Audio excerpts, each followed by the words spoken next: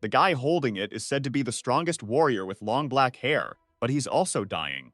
He almost made it, so he doesn't really deserve the title of the most powerful. He had to take down all 7 Fen demons. But you have to wonder why there was an 8th Fen demon on the Ancestral King's star, showing that humans really underestimated the power of these demons. It's all his fault for not living up to his fame. A female demon with yellow eyes watches him for a few seconds. He wonders what that creature is up to. Soon a male demon gets closer to him. The man thinks the demon is here to torment him because he killed a bunch of its subordinates. As he starts to lose consciousness, he catches a glimpse of that monster's eyes. Suddenly, it all goes dark and sadly he thinks this is it for him. But then he sees a golden leg getting closer, taking over his entire view. Out of nowhere, he hears someone greeting the newcomers, and the young man's eyes go wide. He's speechless for a moment. Then he tries to figure out where he is since he just died. This doesn't feel like a dream, it's way too real. He thinks hard about what's going on. Then he realizes this isn't his face, and all his physical traits are gone. He desperately wonders who he is and where he is right now. Zooming out a bit, we see the building he's in, and the city he was in is called Helios. A strong blonde guy says everyone needs to understand what it means to be part of a warrior exam, since it stands for protection and hope. This is Jiao, the leader of the 3rd squad in the city. In the year 3069, after the 6 massive monuments of the Ancestral King brought chaos to the world, thousands of demons spilled out, killing tons of humans. After a brutal battle that nearly wiped out humanity, they finally figured out how to fight back against the demons. There's a graphing device there. By recycling the demons' inner cores, humanity was able to use that weapon to temporarily match the enemy's strength. 60 years ago, the best and most powerful soldier, even called a king, led warriors from all over. They fought in what became known as the Demon Wave in history. The war dragged on for weeks, and humanity was in darkness the whole time. Finally, the warriors managed to slow down the Demon Wave, causing huge losses for the demons. Thanks to this, humanity found peace. The protagonist thinks he reincarnated 60 years later. But at the same time, he hears from the blonde guy that many powerful warriors died, including the strongest human fighter, Aang. He died fighting several high-ranking demons.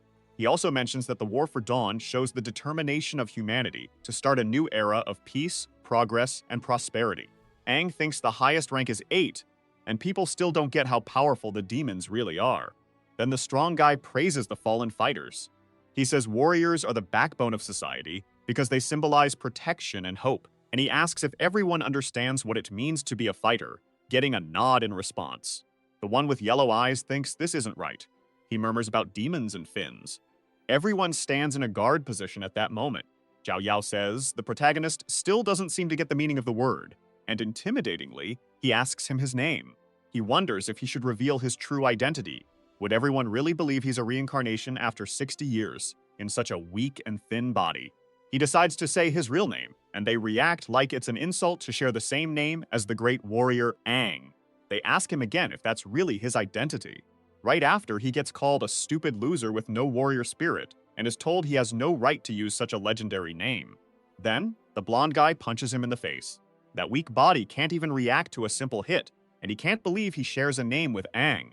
The strong guy easily throws him to the ground. He hears that he'll be watched and needs to get ready for the warrior exam. The leader gets everyone's attention and says they will keep going. Original Aang is quickly asked if he's okay and if that's really his name. He replies that at least he's still alive. The one helping him is Snow, a friendly warrior in the exam. A girl asks the protagonist for his real name again. Seju Lu, another warrior in the exam, quickly puts him down, saying his name won't make him as strong as the real Aang. She also calls him childish and naive. He thinks she's super arrogant and that his name is none of her business. Snow then asks if he doesn't know who she is because she's the top warrior there. She's known as the Sulking Rakshasa and is the oldest daughter of a famous martial arts family in Helios. That name sounds really familiar to the protagonist, who's being helped up by the brown-haired guy. They're becoming good friends. Soon, a girl shows up and comments on their cool friendship. She doesn't want to interrupt them and tells them to keep going. Then, someone asks her who she is and why she's taking pictures. Her name is Suju Yuhuai. That friendship caught her eye. The photos turned out great, but she's not exactly sane. At the fitness test spot, Aang thinks that even in this state, he's still the strongest warrior, and the test will be easy because he'll wow everyone with his scores. The trainer in red signals the start of the long-distance running test. Aang takes off right away, aiming for first place and a new record. In the end, he finishes last, setting the record for the slowest time in the endurance test. He collapses on the ground, complaining about his weak body. In the next part, the arm strength test, Aang again comes in last and twists his wrist. He hears about the third part, which tests leg strength. The girl with long white hair calls him an idiot. His results are the worst ever. His scores are so bad he's in last place and might get disqualified. Aang complains near his friend, and the girl says it might be the last time she can take pictures of them together. The trainer tells Captain Yeotong that there's no reason for him to continue to the next stage because of his terrible results. So the chief decides to let him move on to the second round, knowing it's his last chance. He tells the trainer to start the games right away, and the trainer agrees. In the second stage, they'll check how well the candidates sync with the graphing machine. Aang thinks he's lucky and smiles. The warriors need to head to the evaluation site, and he figures he still has a shot at passing. 60 years ago, he was the strongest with a sync rate over 96%. His body isn't athletic at all, but the score will depend on everyone's willpower, and he'll get back at those who laughed at his scores. He'll show how high the sync rate of the strongest warrior can go. Aang realizes the equipment feels a lot lighter after 60 years. Segulu scores an average of 39% on the test, probably the highest this year. Kids raised in martial arts families are definitely on another level. A sulking Rakshasa is one of those kids. Everyone's daydreaming about how they'd hit on such a stunning girl, and the protagonist calls them brats. After finishing the test, the girl steps out of the machine, shaking her silky white hair. Everything went as expected, since she's been training hard since she was little. She's super talented and looks gorgeous even with a ponytail. The others are just background characters. She's really someone you can't reach. Xiao Lu pulls off an impressive 39%, making waves among everyone. The girl doesn't mind the extra attention, but she knows it's better to stay low-key. The protagonist is blown away by her score and gets asked what he thinks about her. His friend says she's full of energy and fire in a delicate frame, and he agrees. Aang doesn't seem nervous. He's used to it. The brown-haired guy wonders how Aang is so chill about this. During the evaluation, many newbies who faced the machine looked like they were suffering. The first time someone goes through the graft, it puts a huge strain on their body because of the demonic core. A lot of them give up because they can't handle the pain. You need at least a 10% sync rate to pass, and Aang's friend got 24%. There were also some surprises, like Sujo Yuhu, who hit 30%. The chief mentions they found some promising seeds this time, including the green-eyed girl, with 6 examinees scoring 30% or higher, unlike other C-ranked cities. This batch of novice warriors is pretty solid. Yeo thinks for a moment and points out there are some weak ones, staring at Aang, who seems to have low potential. Everyone's nervous about Aang's turn and really underestimates him. He thinks they can laugh all they want. They're just inexperienced, and he'll prove them wrong later. Aang declares he wants the red strength core. Recycled demonic cores from battles come in 6 types, with red, yellow, green, and blue being the most common. Red stands for strength, yellow for defense, green for healing, and blue for agility. The purple core is for imaginary power, while the black one is for space and time. Those are super rare and hard to find. Aang gets ready on the machine to kick things off. He's prepping for synchronization right there. The key thing is his willpower. The core is already set in place. A person's determination decides how much they can handle the load. Plus, it affects how well they can control the core. The graft worked, and the protagonist is all set.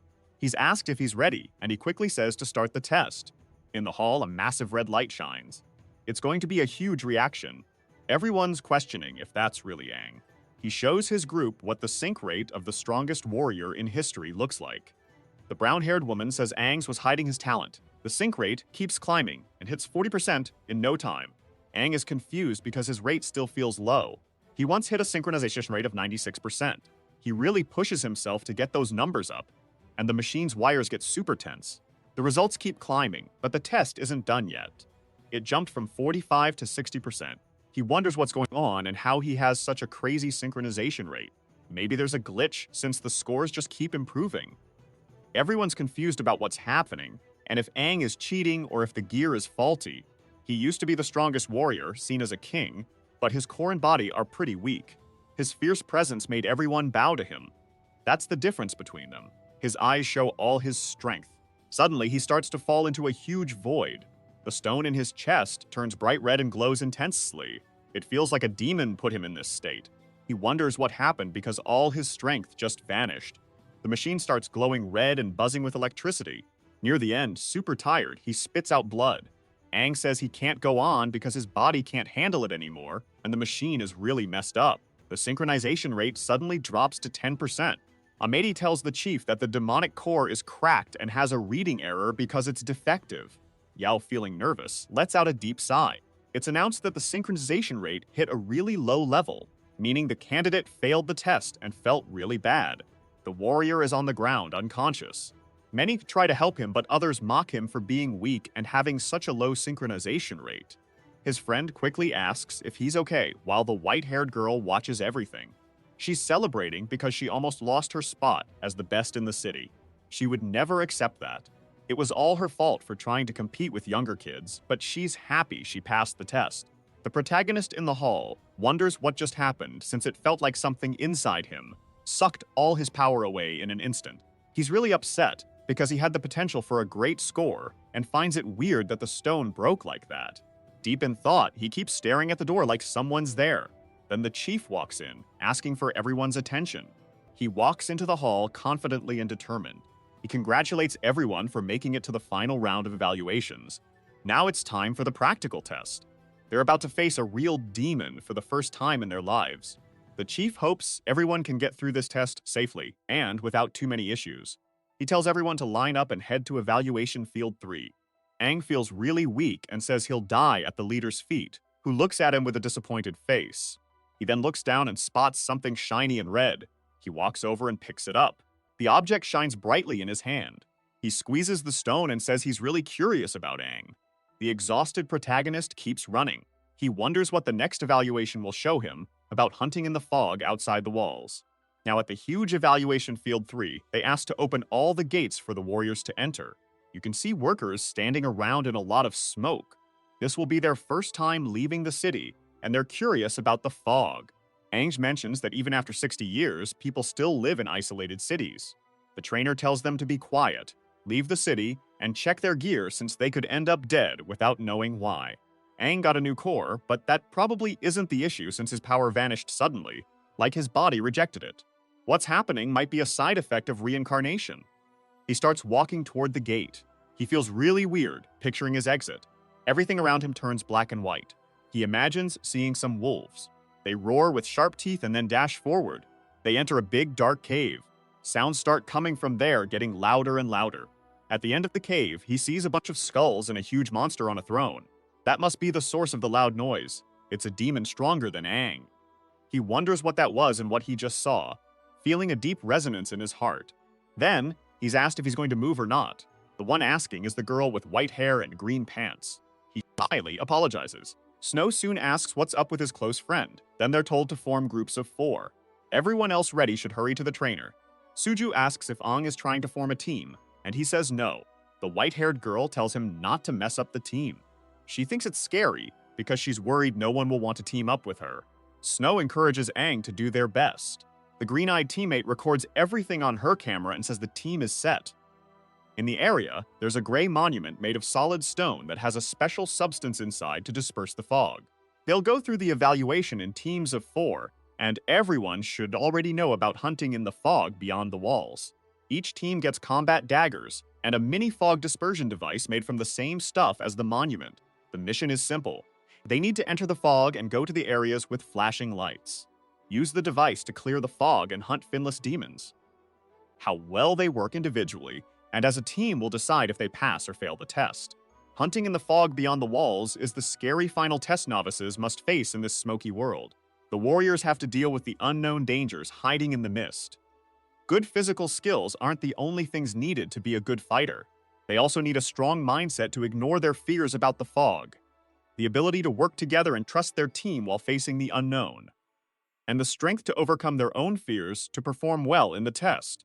Watch the area closely, fight the demons that pop up, and earn the title of warrior by getting your first kill. One action is already done, and the next team should get ready. This batch has many exceptional novices, but the red-haired woman is particularly interested in Se-Du Liu. This is Dada Gel, the leader of the 3rd squad from Helios. She asks the other leaders who else they find interesting among these warriors. Joel, the first squad leader, mentions that Sidu Liu could be a great warrior if he gets the right guidance. Yao points out there's another person to keep an eye on. He mentions Aang, the kid with black hair and yellow eyes, who's chatting with his teammates. The chief sent his team for analysis and wonders what went wrong before. While he's lost in thought, someone pinches his ear. That's when Tong Tong asks what he's thinking about. He gets really mad, especially since Dadagel always knows how to push his buttons. The blue-eyed one with pink eyes says they need to protect the new batch of warriors if any danger shows up. The evaluation for the current group is done. The next battle station is ready. The next group, which is the Protagonist team, should get ready because it's their turn now. They cheer with excitement. Suddenly, someone snatches Aang's gear and takes off running. Aang looks at his hand, confused about where his stuff went. Sejuliu, holding his gear, tells everyone to follow her because she's shining bright. Aang gets really annoyed since she loves stealing the spotlight. Once again, she tells them to keep up as she sprints ahead. She leaps high, her hair flying in the wind. There's a lot of fog, and everyone runs through the low visibility. The whole team races ahead while she does an impressive backflip, her white hair swirling around. Still in her outfit, she grips the dagger and gear tightly. She spots the red light shining and focuses on it, successfully reaching her goal. The red-haired woman says she has the healing core, but her physique rivals those with the agility core, so she's impressed by the girl's moves. Many demons show up, one missing its left eye with huge sharp white teeth. 3 of them charge at Saikulu, roaring loudly. Aang tells Snow to move forward, and he gets a quick yes. Lan soon starts running wildly, his eyes turning yellow, and Emmet glows the same color. Soon after, he leaps towards Sidu Liu. He lands bravely while she watches. All the demons get furious and attack him. A massive battle breaks out as the monsters decide to go after him. The chief says he's doing great, and has adapted to using the core's powers. Snow grips the dagger tightly and tells everyone to take down one opponent at a time. Tomo agrees while Lee responds in a mocking tone, as if she doesn't need that reminder. They get ready with their feet planted firmly. Determined, the group prepares to act together to boost their strength and chances of winning this tough battle. Tomo will be the first to face off against a monster. She widens her beautiful green eyes, locking onto the beast. Then she delivers a powerful hit to its stomach, sending the monster flying. Next, she strikes its face, causing it to bleed heavily from its mouth. She stands firmly on the demon's back and then leaps high, slicing its spine in half and taking it down right there. Meanwhile, Snow punches another demon hard in the gut, sending it flying far away. Watching all this, the blue-haired guy comments on how well they're doing, especially the girls, since the blue agility core has really boosted her moves. The leader quickly asks what he's staring at. Next up is Seiyu Liu against another opponent. She locks eyes with her enemy and jumps high, dagger in hand, charging at the monster. With a powerful strike, she plunges the weapon deep into its body. The monster sprays a lot of green liquid, screaming in agony from the pain. After that, she lands confidently, hair flying, celebrating her victory over the monster. It explodes behind her as she walks away. Next is round 3, with Aang facing another demon. He hits the monster hard in the torso, sending it flying. He plans to target its vital spots first. First, he strikes the creature's neck. Then he hits its chest with a strong blow. The hits are quick and make loud noises. Finally, he targets its abdomen, a sensitive spot. After taking those strong hits, the monster is launched far away. Aang quickly realizes his body can't handle too much power at once. He decides to use this chance to test his limits in a real fight. He lands skillfully and looks for another opponent to take down. The demon swings a powerful punch at his face, but Aang dodges it easily and keeps moving toward the beast. Soon after, Aang strikes the demon in the chest, but thinks he didn't react fast enough. The beast tries to kick him in the face, but he dodges with agility. Then he grips the sharp dagger tightly, ready to counterattack. As he hits the monster in the belly, he notices his coordination is off. Not as good as it used to be. The demon's sharp teeth are bloodied from their fierce battle. The fight is intense and evenly matched. Aang's defense gear targets the monster, aiming to finish the fight. He lands a precise blow, making the demon scream in pain, but he soon realizes he lacks enough explosive power. The demon collapses in front of him. He holds the silver dagger tightly while his friends watch, impressed. Snow comments that it looks like Aang is playing with his opponent. Everyone gets excited, but Lu says he's stealing the spotlight on purpose. The chief asks who that skinny kid is, impressed by his fearlessness. The blue-haired guy agrees, saying he moves like a pro. Yo looks deep in thought about what he just heard. Exhausted, Aang stands in front of his opponent, bleeding heavily. To wrap up the fight, he realizes he can't use his old skills since he's out of breath after just a few moves, which is a real problem. After a bit, he finishes self-assessing. It's time for the monster to go down. Just as everything's about to end, something red rises from the ground. Aang widens his yellow eyes, watching it come up close to him. Out of nowhere, something hits the monster hard, killing it, while Aang gets thrown back from the impact. The protagonist wonders what just happened, and the pink-haired girl confirms they're surrounded by tree roots. A massive paw with sharp claws bursts from the ground, making a ton of noise. One of those claws has the demon already dead, bleeding heavily with it stuck in its chest. The clawing all this chaos finally shows itself, looking really terrifying. Aang stares at it, shocked as green blood spills around. It's a huge, powerful monster with sharp teeth and massive claws. It roars loudly to scare everyone around. The sound is so intense that you can hear it above the fortress. On top of the wall, the leaders watch in shock. Yo starts to panic, seeing what's going on. His eyes widen as he feels a wave of fear. They soon find out this is a Fin demon. Everyone starts running back to the city in a panic since that monster is super strong. The masters jump from the building they were on, kicking up a cloud of dust. The smoke fills the area, making it hard to see. They charge ahead, determined to help their students in trouble. The red-haired woman calms everyone down, telling them to stay cool because Jia Yeo Tong will lead them back to the city. The monster quickly says it smells a human, but it's really a demon. Aang processes what the beast just said, feeling confused and scared. The creature wonders which of them smells different. Everyone stares at the horrifying creature in shock and fear, questioning if it's a Fin demon since it looks way different from the low-level monsters they've faced before. Sibiu Lu, trapped by the roots, says she can't move at all. Aang realizes his body is no match for a first-level demon. For the first time, he feels the pressure that normal warriors face against a Fin demon. The monster brings its claws toward the protagonist, demanding to know what he's hiding. Then it says it will take everyone there, while its claws shine a bright red light. From its claws, a laser shoots toward the heads of the four in the group. Their eyes go white, and their faces go blank. Then they collapse to the ground, unconscious, with the monster looming over them. The monster tries to make a massive crack in the ground. Suddenly, the two chiefs arrive heroically. The blue-bearded chief warns the demon not to touch his soldiers, but it ignores him and mocks him instead. It creates huge roots around itself, saying its goodbyes. It finishes its farewell among the brown tree trunks. A giant deep hole forms in front of the leaders.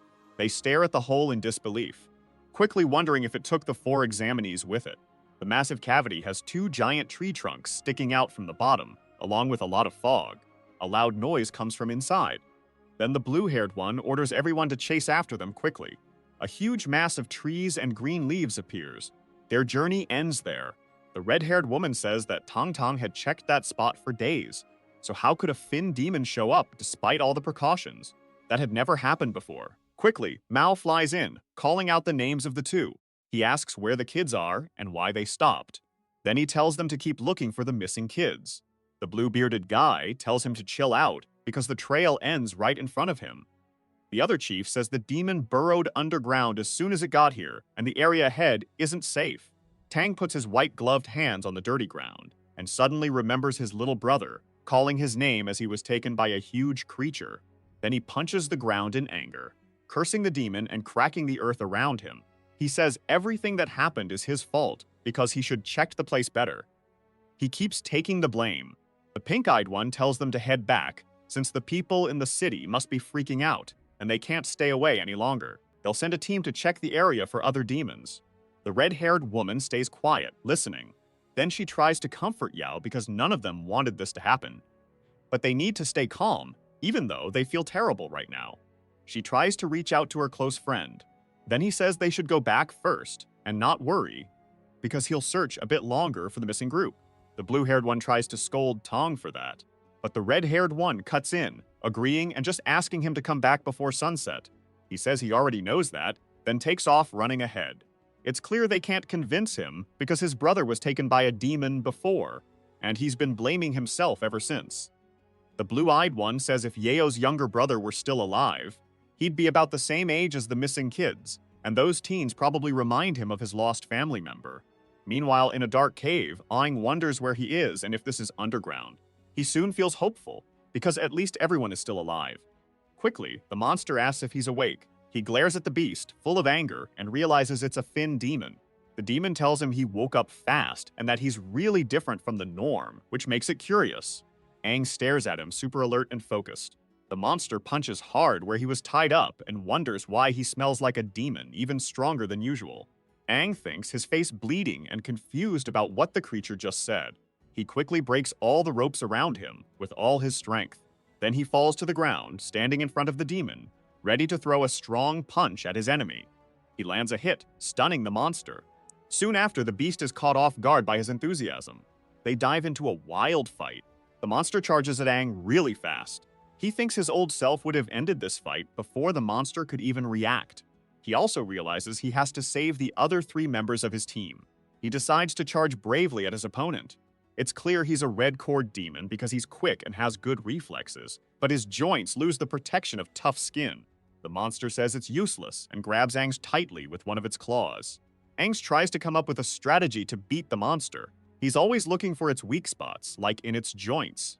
He tries to hit one of those weak points and succeeds, injuring one of the monster's arms, making it scream in pain with red liquid oozing out. Aang warns his opponent not to underestimate him just because he's weak and of his kind. He's already been defeated many times. The monster groans in pain after the hit, but out of nowhere, the demon slashes at the protagonist, who yells in pain as blood pours from his mouth. The monster pulls back his severed arm, leaving a big hole in the wall where he hit the protagonist. Underneath the dent, the black-haired boy in green pants lies weak from the surprise attack.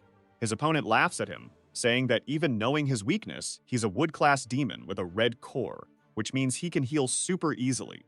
Aang quickly realizes that only demons with green cores can heal, and this guy is wood-class. Then he suddenly thinks that after 50 years, demons might have evolved too. Aang, who underestimated his opponent without even realizing it, sees the demon make a move with his long, sharp claw. Soon the protagonist is pulled toward the creature, unable to react, as it grabs his face tightly with its claws. The demon is confused by the human in front of him. Aang quickly thinks that his vital organs are pierced because he's in so much pain, and he doesn't have much time left since his reincarnation. He's about to die again. He realizes all his friends will die with him. They would die just like his friends from his past life, right in front of him. He apologizes to his teammates and insists he can't accept this death. The demon then thinks the human is weak and already dead. He wonders if he can evolve by eating his opponent. He opens his mouth wide, showing a huge sharp tongue ready to devour the protagonist. But something is about to happen right then. The monster is puzzled by what's happening to that human as he gets thrown far away, glowing with a red light. Deep inside Aang, something tells him he can't die like this, or all his plans will fall apart. His red core starts to crack and make noise. The entity can't believe its last bit of consciousness is being used like this. The monster is totally lost about what's happening to his opponent, and it's terrifying. Aang seems to be turning into a 5 or even 6-fin demon. He screams with a super active red core in his chest, floating with smoke and reddish stuff coming out of his lungs. His hands start turning into paws with huge sharp claws. His body begins to glow red and his hair turns very white. A transformation is happening. An enormous red explosion erupts from his chest, cracking the cave's columns, and soon it reaches the skies, visible from far away so all the demons outside can see. They stare in desperation at the sight, and many of them are shaken by the event. Finally, the light starts to fade a bit and returns to the cave where the main character is. He has transformed into the only 8-finned demon that exists, the strongest being of the Crimson Crystal, known as the king of his opponent. The 1-fin demon looks at him, totally confused by his insane power level. The new being demands that his inferior kneel before him. Without hesitation, the demon quickly obeys his command. Aang, now transformed, flies into the sky with his massive wings and tells his subject to state his name. He quickly announces the name of his Crimson Fend King. The main character, now transformed, looks completely different and way more powerful than before. Moments earlier, outside the cave, Yo is trying to get closer, searching for the missing kids. He scans the area, hoping to find them. Suddenly, he spots a huge green monster. The leader tries to surprise it with a hit, striking the creature in the chest and making it scream in pain. Another demon tries to sneak up on him from behind. He quickly kicks it in the mouth, causing it to moan in agony. He finishes patrolling the area. There are only 2-fin demons around, and the kids aren't there. He has to keep searching hard and find the teens before it gets dark. Then he spots a red beam coming up from underground. The red waves are so intense they spread all around him. He looks and wonders what that energy wave is, probably coming from that way. He quickly thinks the people he's looking for might be there. Meanwhile, in the cave, the incorporation starts coming down from the sky towards him. His toenails grow automatically as he lands firmly on the ground. He's immediately called king by his subordinate in front of him. He never expected the sky to stay so dark since his return, and he orders the monster to answer a question. He asks if the demon lords are still the same as before. The demon confirms they're still in the same positions since the king vanished. All 5 seem to be living well and peacefully together. The demon king's yellow eyes shine with vengeance and anger. It looks like his enemies forgot what they did to him 60 years ago. He chose Aong's body as a vessel because he was the strongest, but after reincarnating, that body became weak and a letdown. That was his last moment of awareness, wasted in a silly situation, and he could probably only show up one more time when he fully awakens. He touches his chin with his sharp claw.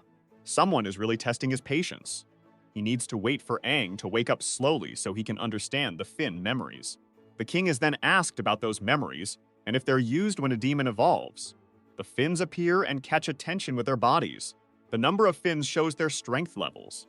The more they have, the higher their level. The leader cultivated new Fins needing memories. It's a special ability of their kind. That's why their race stays superior to others, with Aang being the same. They need to devour someone of their own kind at the same level to evolve. All the protagonist has to do is eat demons of a higher level to gain and understand the Fin memories and level up. This is a little gift from the king to Aang. The demon says he'll support the king and help him fully awaken, but the king looks at him proudly and tells him he's not worthy of that. The only value he sees in him right now is to help the human warrior awaken the first Fin's memories. The king has set up the first step for Aang and doesn't want him to let him down. He needs the protagonist to awaken step by step toward the 8th Fin. He leaves a hint about when the right moment will come. As the king separates from Aang's body while his core gets a kind of DNA, he ends the suspense by saying Aang will wake up one more time from his sleep. Aang feels a surge of new energy in his chest directly into his core. A kind of fusion happens inside with his genes and those of his incorporator. Slowly, the 8 Fin demon shrinks. Aang, kneeling, is touched by several hands during the process. The king moves away from his host body, which soon gets wrapped in his remnants. A yellow leg is seen in the dark. Someone calls us out the name of his king, the strongest leader of all. His subject pleads not to die, saying a female is still waiting for his return. The king replies he won't perish, and will definitely get everyone out of there. They hold hands tightly, and then looking at each other, they tragically die right there. But someone is still alive nearby. Aang opens his eyes and wakes up in a hospital bed, realizing he was just dreaming. But actually, those weren't dreams, just a bunch of memories. Snow then excitedly calls out to his friend. Everyone in his group is celebrating that he's finally awake. The girl with pink hair comes over, checks out his head, and quickly asks why his hair changed so suddenly, maybe because of the demon gate. Aang has no clue what she's talking about. The main character asks if the 3 of them are okay, since he remembers being in the cave with that Fin demon. Yo shows up, pulls back the curtain, and asks if Aang remembers anything. After opening all the fabric around the bed, he urges Aang to share what happened in the cave right away. The 3 captains are there in the hospital. The red-haired one says that Tong Tong brought them back. The blonde captain gets really mad about that nickname and scolds her, but she just keeps calling him that embarrassing name. All the warriors are thinking about that nickname they heard. One of the chiefs mentions that all 4 were found passed out outside the cave. He also says that, thankfully, the Fin demon wasn't nearby, or the rescue would have been way harder. The red-haired one says that the other 3 woke up first, but don't remember when it happened, and that Aang was the only one who fell into a coma. She tells him to try to remember what went down in the cave while he's stunned by his hair changes. He wonders what happened because everything feels so different since he came back, including his hair. About the cave, Aang only remembers fainting at some point. He's not really sure what happened after that. He thinks about whether to tell them everything, including his reincarnation, but decides to stay quiet for obvious reasons. He says he only remembers waking up quickly in a cave, which is why he has those memories, and then fainting again and waking up in the hospital. Tang wonders if that's really true. He also thinks about the blood he found on a wall inside the cave. Then, the blue-haired chief asks for the protagonist's name. He talks about his performance during the demon battle and asks if Aang has ever fought a demon before. Aang lies and says no, claiming he's just really into fights and studies each opponent's weaknesses. The red-haired chief immediately praises her warrior, saying he wishes for more fighters like him. She asks about the results of his evaluations, and the cute member of the group quickly replies that he passed and that the team is still intact. His friends tell him that Captain Tang Tong made them a real team and that they can count on him. Lu mentions that compared to other teams, they are really behind. Aang asks if they're falling behind, and Tang explains that to pass, they need to rack up points. But since he was in a coma for 3 days, points were still earned. Shocked by how long he was out, Aang lets out a huge scream that echoes outside the hospital. Seju Liu fixes her silky white hair, while Snow and the girl in orange pants get ready too. Aang is all set during his group's prep. Once the team leaves the hospital, everyone is surprised to see them. They chat a lot about the new group of warriors since they're so young and have a huge responsibility. The blonde explains all the rules, but first congratulates the team. They've officially become real warriors. Everyone faced a Fin demon and made it back safely, getting congratulated again for their luck. Tang warns them that they are under his care along with 9 other teams and says they need to stand out. Aang wonders about the rules for becoming a warrior since they used to be strict, making it hard to climb the ranks. Snow then asks if he knows about the squad rankings. Sigu Liu embarrasses her teammate by saying, "They're at the bottom of the rankings." Tang explains that standing out means scoring well, and that there should be some friendly competition with the other 8 teams. He goes over how to earn points and what the rewards are. So, each captain has a team in last place that needs to be punished. That team gets bumped down to cleaning duty and has to wait until next month to swap with another squad. Aang realizes why everything is so tidy around here. The rules are set, and they can't let their guard down since the demons are always evolving. Segu Liu will be the group leader because of her high score. Everyone agrees, but Aang thinks he should lead because of his impressive past. The team leader steps up, saying her team will ace the missions while feeling proud of her position. Kang mentions that since it's still early, they can pick what kind of tasks to tackle and should check out the rival team's scores. He also tells them to get used to the suits and to call him if anything's off. Then he sends everyone off right away. Sidhu Liu quickly tells them to check the mission board and the other team's rankings, since they're behind and need to work hard to catch up. The pink-haired girl tells them to hold on, because there's something more important to do first. Sibu Liu worries about forgetting something that could make her less effective at her job, but they just forgot to capture the moment. The cute girl holds her camera tightly, her eyes sparkling. Aang looks at the teams and thinks it's not so bad. Soon everyone gathers for a great group photo, looking happy and excited. Meanwhile, the leaders talk about the finned demons blowing up near the cave. Inside, there are signs of blood from an unknown demon everywhere. The pink-eyed one hints at Tang, asking if the kids did that. Yao is suspicious of Ong, thinking he might be involved since he has a familiar smell to demons. The red-haired girl quickly says Tong is overreacting, and that everything is fine now that the kids are back. She reminds him they're a strong team and should watch out for her squad. The blue-haired guy blows out smoke from his cigarette and tells Aang to keep an eye on him and let them know if anything seems off. Meanwhile, at the mission board in the city center, Aang sees 3 rank missions that are worth a lot of points. Snow and the pink-haired girl quickly comment on how tough those tasks look, while Seo Liu thinks hard, staring at the board. The brown-haired boy says that rank B and C missions are the easiest but give fewer points, while level missions are super tough and usually end in damage. Aang confirms he gets it. He's about to rethink his choice, but Saigu Liu jumps in front of him, saying they'll take on all the hard missions on the board. The 4 of them dash toward the next challenge. Aang puts his hands on his core, which lights up. Something starts to come out of it and soon attaches to his back. Those might be nano wings to help him out. The wings fully integrate into his body. Something inside him urges him to picture his gear breaking down and transforming into a weapon.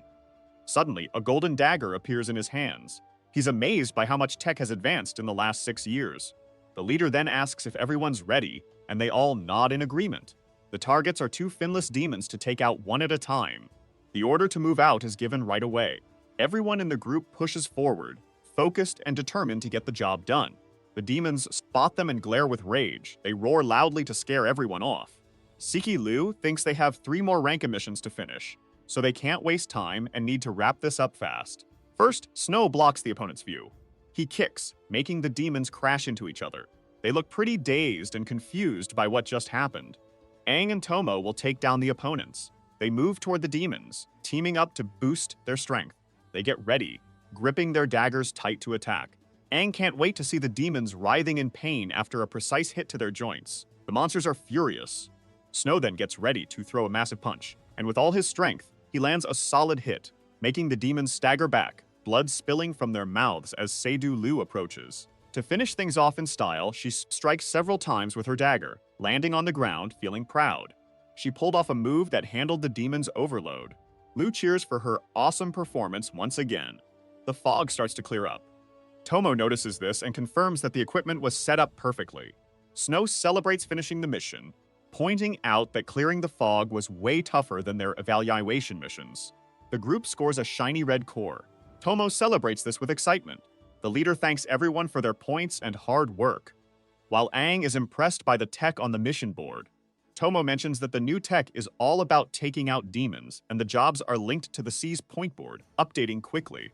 One task is done, but two really tough ones are left. Tomo feels down about the few cores they got in the hard missions, but Snow jokes about it. Stenulu says they'll stick to their plan. They'll finish the last two missions and quickly take on more tasks to climb the rankings. Snow and Tomo praise their leader and her choices. The brown-haired guy asks his brother for his thoughts and is told to be more formal with his friend. Aang pumps up the team, saying that God helps those who wake up early so they'll succeed. He thinks his heart would be pretty cold after living over 50 years between two lives.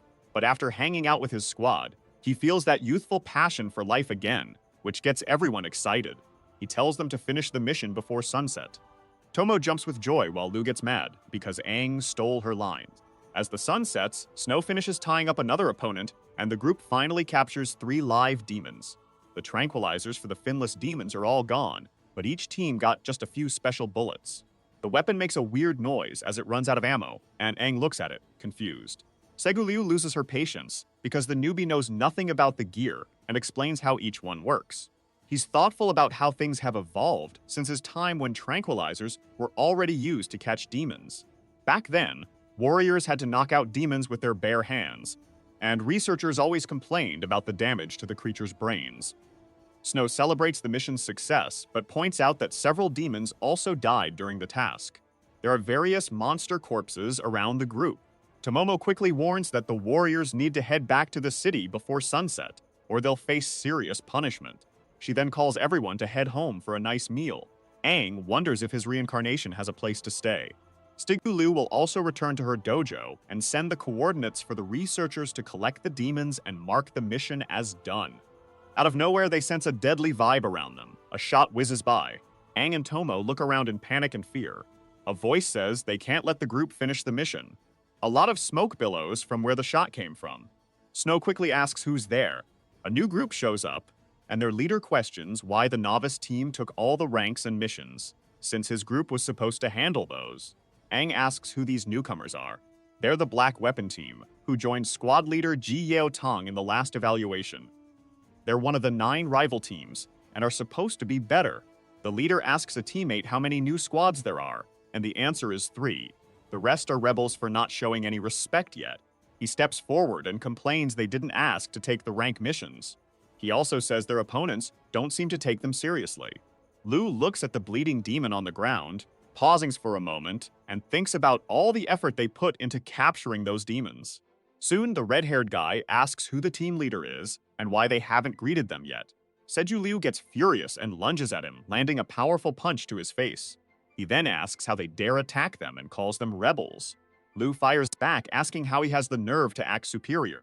The group tries to stop the leader from attacking again, since that other group is still veterans, and everything should be settled calmly. Tomo says they're being unreasonable and couldn't have killed the demons they worked so hard to capture. The red-haired leader thinks about this and replies that competition is indeed irrational and they're all pretty naive. Sivu Liu gets really mad at being called naive. She decides she won't back down because that group messed up all their hard work from the afternoon. Snow calls Aang to alert the chief since the sun is setting, but he bolts toward the rival group, leaping to hit the red-haired leader, telling him to go to hell, and delivers a massive kick to his face. The other warriors are really worried about their commander. Aang thinks it's ridiculous for a veteran group to bully novices and feels he's never seen anyone so clueless, even in his past life. The protagonist group watches nervously, concerned about the situation. The boy with the white streak is called a bastard by the veteran leader for treating him poorly, and he quickly orders his black weapon group to get ready for battle. They respond quickly and affirmatively. Sivu Lu also tells them to fight. A huge battle breaks out between them. Soon a deep, angry voice is heard by everyone. Suddenly, Yao steps in front of the fight, separating the two warriors to stop them from hurting each other. He gathers all his strength and throws them far apart. The red-haired one lands in front of the rival group, and Aang falls before the veteran group, thinking he wanted to fight to see how strong the current warriors are. Then squad leader Jiotong steps up. Yo asks if they don't care about their lives because the sun is setting, and they'll become demon food if they keep fighting. The veteran leader says it was the novices who started the fight, and he's even without his mask because of it. Segulu mocks him, saying he's whining like a kid. Tomo says they have proof that the veterans killed the 3 captured demons, calling them shameless, and Snow is shocked by that. Yao then asks if the novices took on a rank mission. Lu quickly says they already finished the task, but the Black Weapon Group ruined all their hard work. Tang responds to the leader with a disappointed look, saying it might seem exaggerated, but they went through the same thing when they were novices. Their reaction is totally up to them. In the end, only the final team scores count, except when someone's life is at stake. All other methods are fair game in every city. As warriors, they'll face tougher challenges ahead, and soon the threats won't be so easy to handle. Tang jumped in to stop the fight because the sun was going down, and they had to get back to the city fast. The veteran leader feels really embarrassed about getting humiliated by a rookie squad. The red-haired leader walks up to the protagonist and asks if he's brave enough to say his real name, and he does. The leader laughs when he finds out Aang shares a name with the greatest warrior ever. He then says he won't let Aang's team score points that easily, and that they'll definitely end up as the cleanup crew. He turns away and leaves, saying he'll get his revenge later. He picks up his mask from the ground and puts it on, telling the Black Weapon Group to clear out. Tang warns the novices that the Black Weapon Group is known for finishing missions quickly and will try to mess with their plans. He also mentions that the leader of that group is really good with guns. In the last fight, he didn't use any, but it's important to note that strong warriors are still around, and things could go south for Lu's team. He wraps up by saying they need to head back to the city right away. The leader decides to stop dwelling on it for now, and calls everyone to leave. She then asks Aang why he's staring off into space, trying to look cool, and congratulates him on his slick move. Aang seems deep in thought after that. Snow invites him over for dinner, but he turns it down, saying he has a mysterious plan that's about to kick off that night. He's going to catch the 3 live demons all by himself. A loud security alert goes off. It warns not to leave the city due to obvious risks. Until then, only the warning was heard, and no one was around since they were probably at home that late. Aang thought security would be way stricter. All there was is a sign telling people not to go near the temporary emergency gate. It seems they were short-staffed and figured no one would leave the city at night. But that felt really off compared to years ago. Finding demons at night wasn't hard, and it would be pretty easy to catch 3 finless demons using tricks from his past life. The veteran leader barely decided to hold back his team, so he'd be really unpredictable in finishing the mission at a totally unexpected time. Then someone shows up, saying she was right. Lu was there, super excited and emotional about going on a night mission. She'd have way more freedom as a warrior and had just made up a lame excuse to leave the dojo because she knew Aang would do something at night. The protagonist was surprised by her and is asked enthusiastically if he's leaving the city right now. He tries to lie, but he's still pretty awkward about this part of his past life. Lu says his acting was really bad, so he spills all his plans for that hour. Unfortunately, he got caught and asks her not to tell the chief because he'd go back right away. Then Seogli says she's in on the whole plan. She quickly asks for the details while Aang celebrates in his mind. Suddenly, an evil laugh echoes, but it's not from either of them. They look up at the top of the huge wall nearby. Up there, soldiers are yawning from being tired. Standing guard must be torture, since no one would be dumb enough to go out at night. They were really sleepy, and one of them just wanted to close the gate. But he gets told off because squad leaders shouldn't be thinking such a silly idea since a gap should stay open for emergencies. Years ago, some refugees rushed to the gate begging for help, but it took forever to open. So they died in a really awful way at the hands of demons. Since then, almost every city keeps an emergency gap in their main gates. In this world, nothing matters more than human life. A soldier says sorry and is told he'll get used to it soon. His buddy brought a super cool comic book. It was a photo book of female warriors from other cities and cost a ton of money. It was the latest edition. While the soldiers are having fun, Segu, Liu, and Ong quickly sneak out of the city. They spot the old train field, which is all foggy at night. The main guy tells his friend to go the other way. They're already far from the gate to stay hidden, and the ruined forest helps them blend in. The plan is to lure the monsters close, aim for their heads, and take them down with brute force. Aang then steps back, telling Liu to hang tight. Confidently, he vanishes into the night fog alone. Stiggy Liu asks him to wait because she's also alone in the dark forest, and it feels like the fog will swallow her up. She's both scared and excited, but needs to focus and get ready to attack the demons when Aang gets back. She's impressed by how Aang draws the monsters in one at a time, making it easier to catch them. Aang grabs the attention of the demons. Liu had never heard of capturing demons like this. She slowly gets the hang of it, and her skills start to improve. The main guy calls for his teammate. She shows up fast, ready to go. The two of them gear up to take down the monster. Together, they do really well with their mission. Following Aang's lead, they hit the demon's head over and over like it's a game. This makes the creatures dizzy. They're bringing back an old capture method from 50 years ago that night. Even though things are going smoothly, the technique still takes a lot of strength and stamina. Aang thinks he needs to work on his body more because, in his past life, this was a piece of cake. Finally, they catch the third demon. Sabi Lu is already super tired. The main guy says they should leave the creatures right there. She's really confused by this. Finless demons aren't smart enough to escape, so leaving them there is fine since they won't go far. Plus, they won't wake up anytime soon after all those hits to the head. By morning, the mission will be done. Lu asks how he knows all this. He sounds cold and thinks he might have said too much.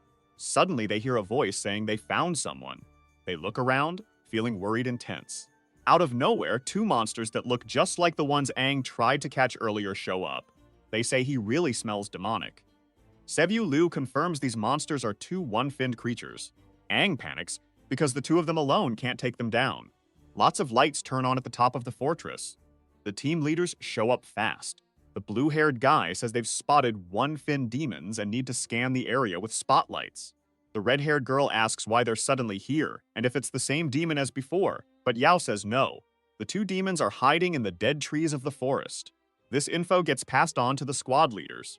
The pink-eyed boy thinks something must have drawn them in and quickly tells everyone to stay calm since the city's gates will close and no one will get hurt. The defense towers get ready fast, but a scream interrupts everything. Someone's outside. Tong Tong then realizes it's the brats. Aang and Liu are outside the city. The blue-eyed chief wonders why they're out there. The three of them watch closely, and then Tang figures out that the three finless demons have been caught. He quickly gets what's going on, because they probably wanted to finish the mission they couldn't complete during the day. The pink-eyed one says they acted recklessly, trying to impress everyone. That's a classic rookie mistake. Yao says they'll face serious punishment when they get back. He heads toward his worried warriors. Joel will take charge while Tang Tang and the blue-eyed girls stay outside. The two leave in a hurry. A rare night of drinks just got messed up. The demons are nervous since the chiefs know they're there. Ong tries to shield Liu because they need to wait for help and buy some time. It's clear the demons are targeting him since they're acting like before. Maybe it's because of his rebirth or what happened in the cave. Liu doesn't want to be protected and says she'll fight with Aang. The monster asks if they still want to fight back. The demon Dua jumps down from the tree, ready to attack. The two friends watch in shock and fear. The demon leader orders them to take out Liu first. When the monster tries to hit his friend, Aang punches it. The force was so strong that they got thrown back. The monster says Aang has quick reflexes. Liu then tells the creature to get lost, kicking it, but a splash of water hits her face right after. She thinks she missed the hit. The monster then traps her with its powers. Bound tight, she screams in pain. Aang calls her name, really worried. The demon says he's distracted, which isn't good. Suddenly, he gets a hard punch to the face. Yo shows up, telling the nasty creature not to hurt his kids. He reassures them that they're safe now. The chief points out there's a water demon with a blue core and an earth demon with a red amulet that needs to save Liu right away. The blue stone represents agility, while the red one stands for strength. The monster cheers for blocking the hit because his head almost exploded. Joel wonders why they're standing so close. He tells the defense cannons to get ready. Suddenly, a tired soldier shows up, warning about a bunch of enemies nearby. A wave of demons is coming. Loud noises fill the area. Soon, several creatures are spotted running, all with sharp, scary teeth. Joel watches everything, totally confused. He starts sweating with fear. He orders the alarms to go off and all soldiers to get ready fast. The city is on high alert. The warriors learn about the demon wave. Everyone gathers at the wall. The chiefs and Aang realize the horde of demons and worry about taking them down quickly. Lu says she's okay and asks them to save the city. She also regrets ditching her real duties. The monster tells her to shut up. Yao says they'll all get back together and safe. The demon gets ready for the incoming attacks. Everyone will strike together. Tong Tong warns Zhao to be super careful. She flies really high, kicking through an obstacle. Aang wonders why the enemy hasn't attacked him. He sneaks past his opponent unnoticed and gets behind him. Yeo is confused about what's happening. The demon warns that his buddy will die if he isn't careful. He quickly calls him over. Lu is frozen in shock, stuck to the demon ram. Aang thinks it's a trap since he got separated from his leaders, so he decides to stay calm and not act rashly. Yao tells him not to move forward because he can't beat that demon alone. Then Aang thinks Lu might be able to. He also notices her gaze, which feels really familiar.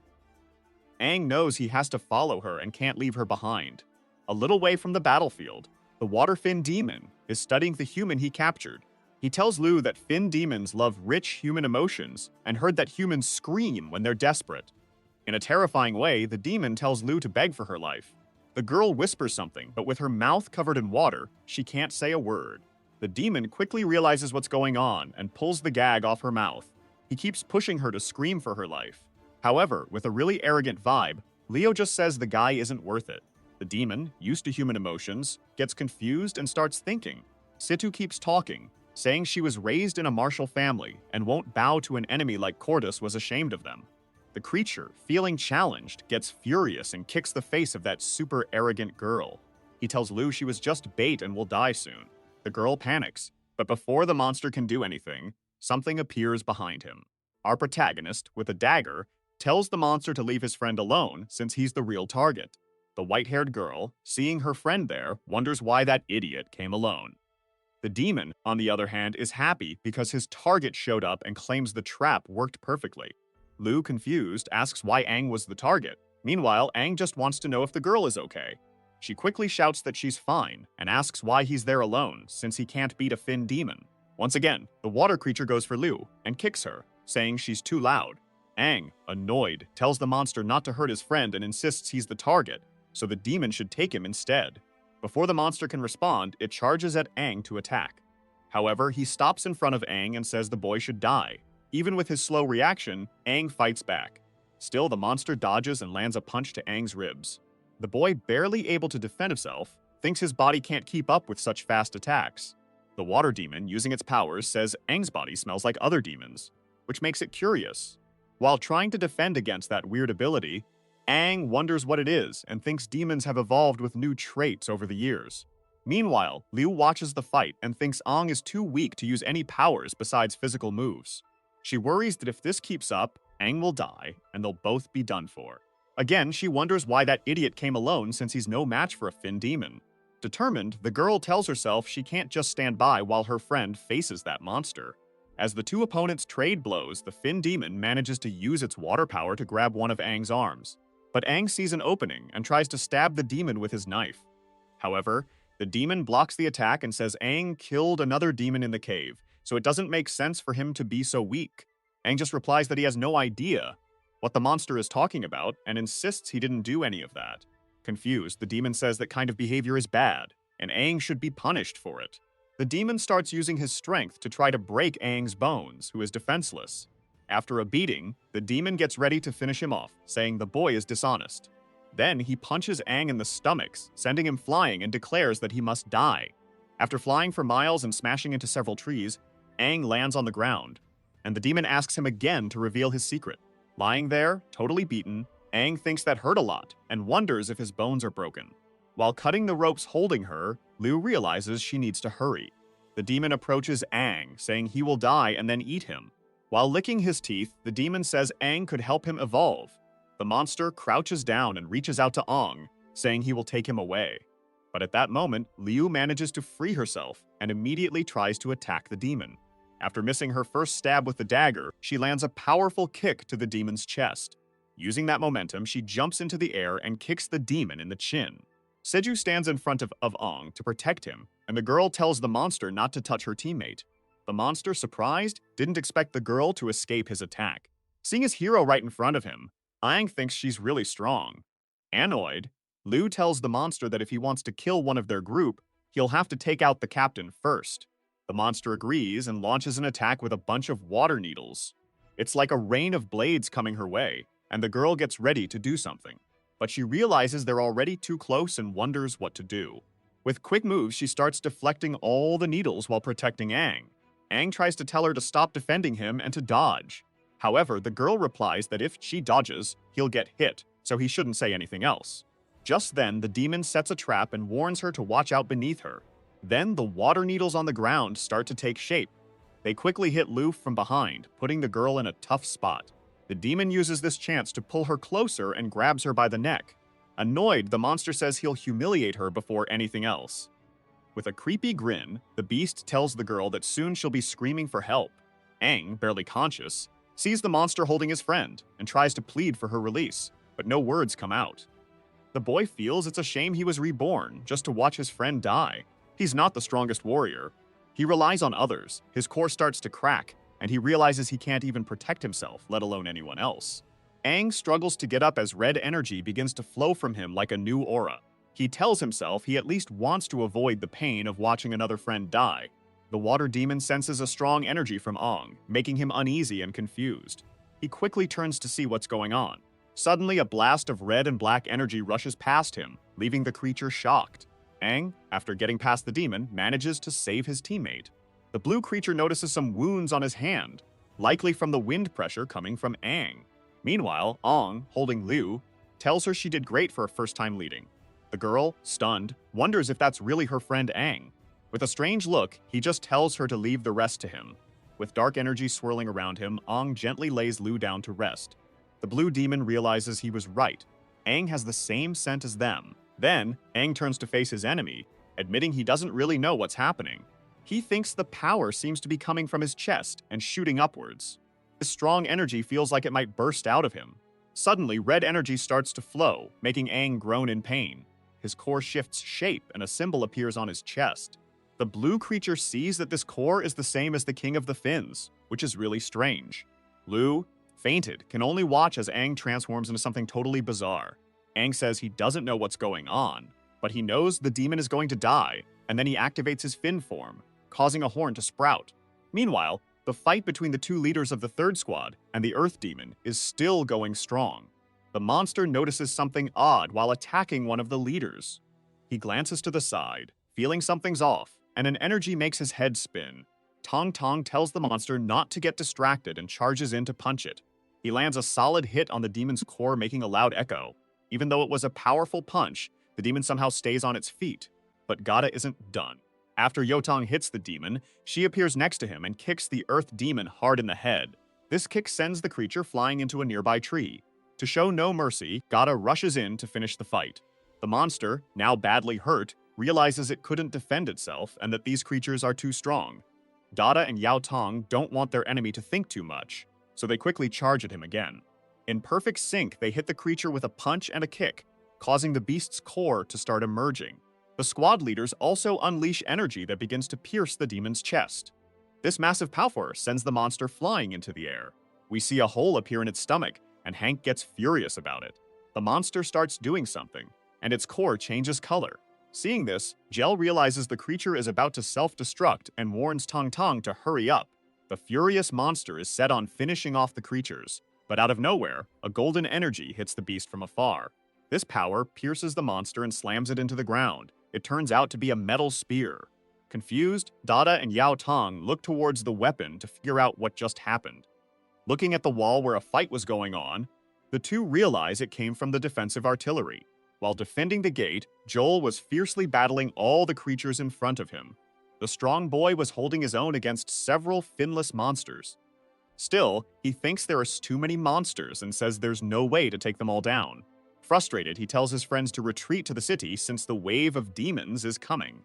Hearing this, Data tells Tong Tong they need to go back because the city's people need them. Even so, the blonde reminds him that his student is in danger. fighting a really strong Fin demon. But Jel snaps him back to reality, saying she feels just as bad. They aren't just squad leaders, they're responsible warriors. Irritated, the man realizes this is the best move, and soon he and his buddy head towards the wave of monsters attacking the wall. Back to our hero's fight, the water demon wonders why the boy is acting like this.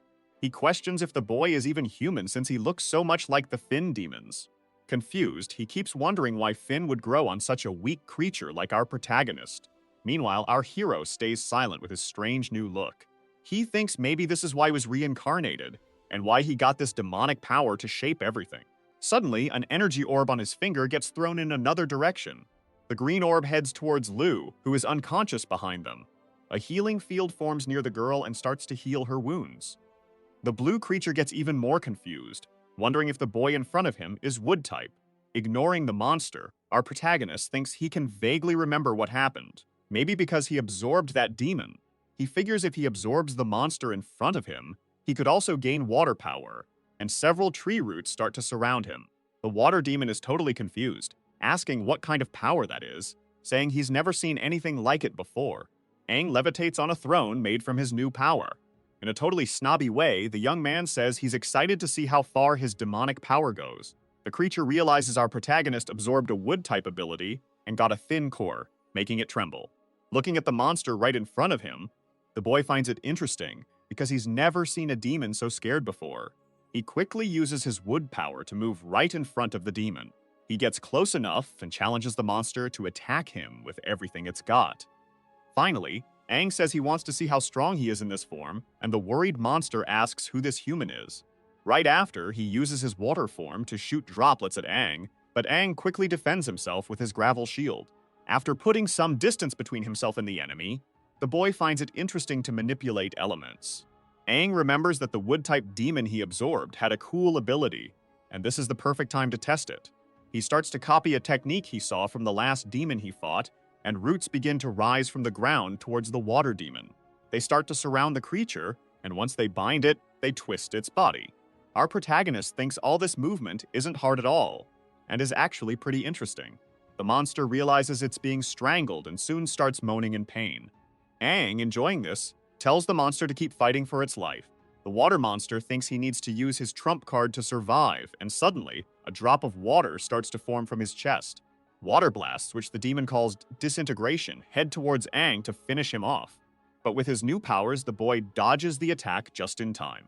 The creature, realizing it wasn't enough, rushes at him to finish him off.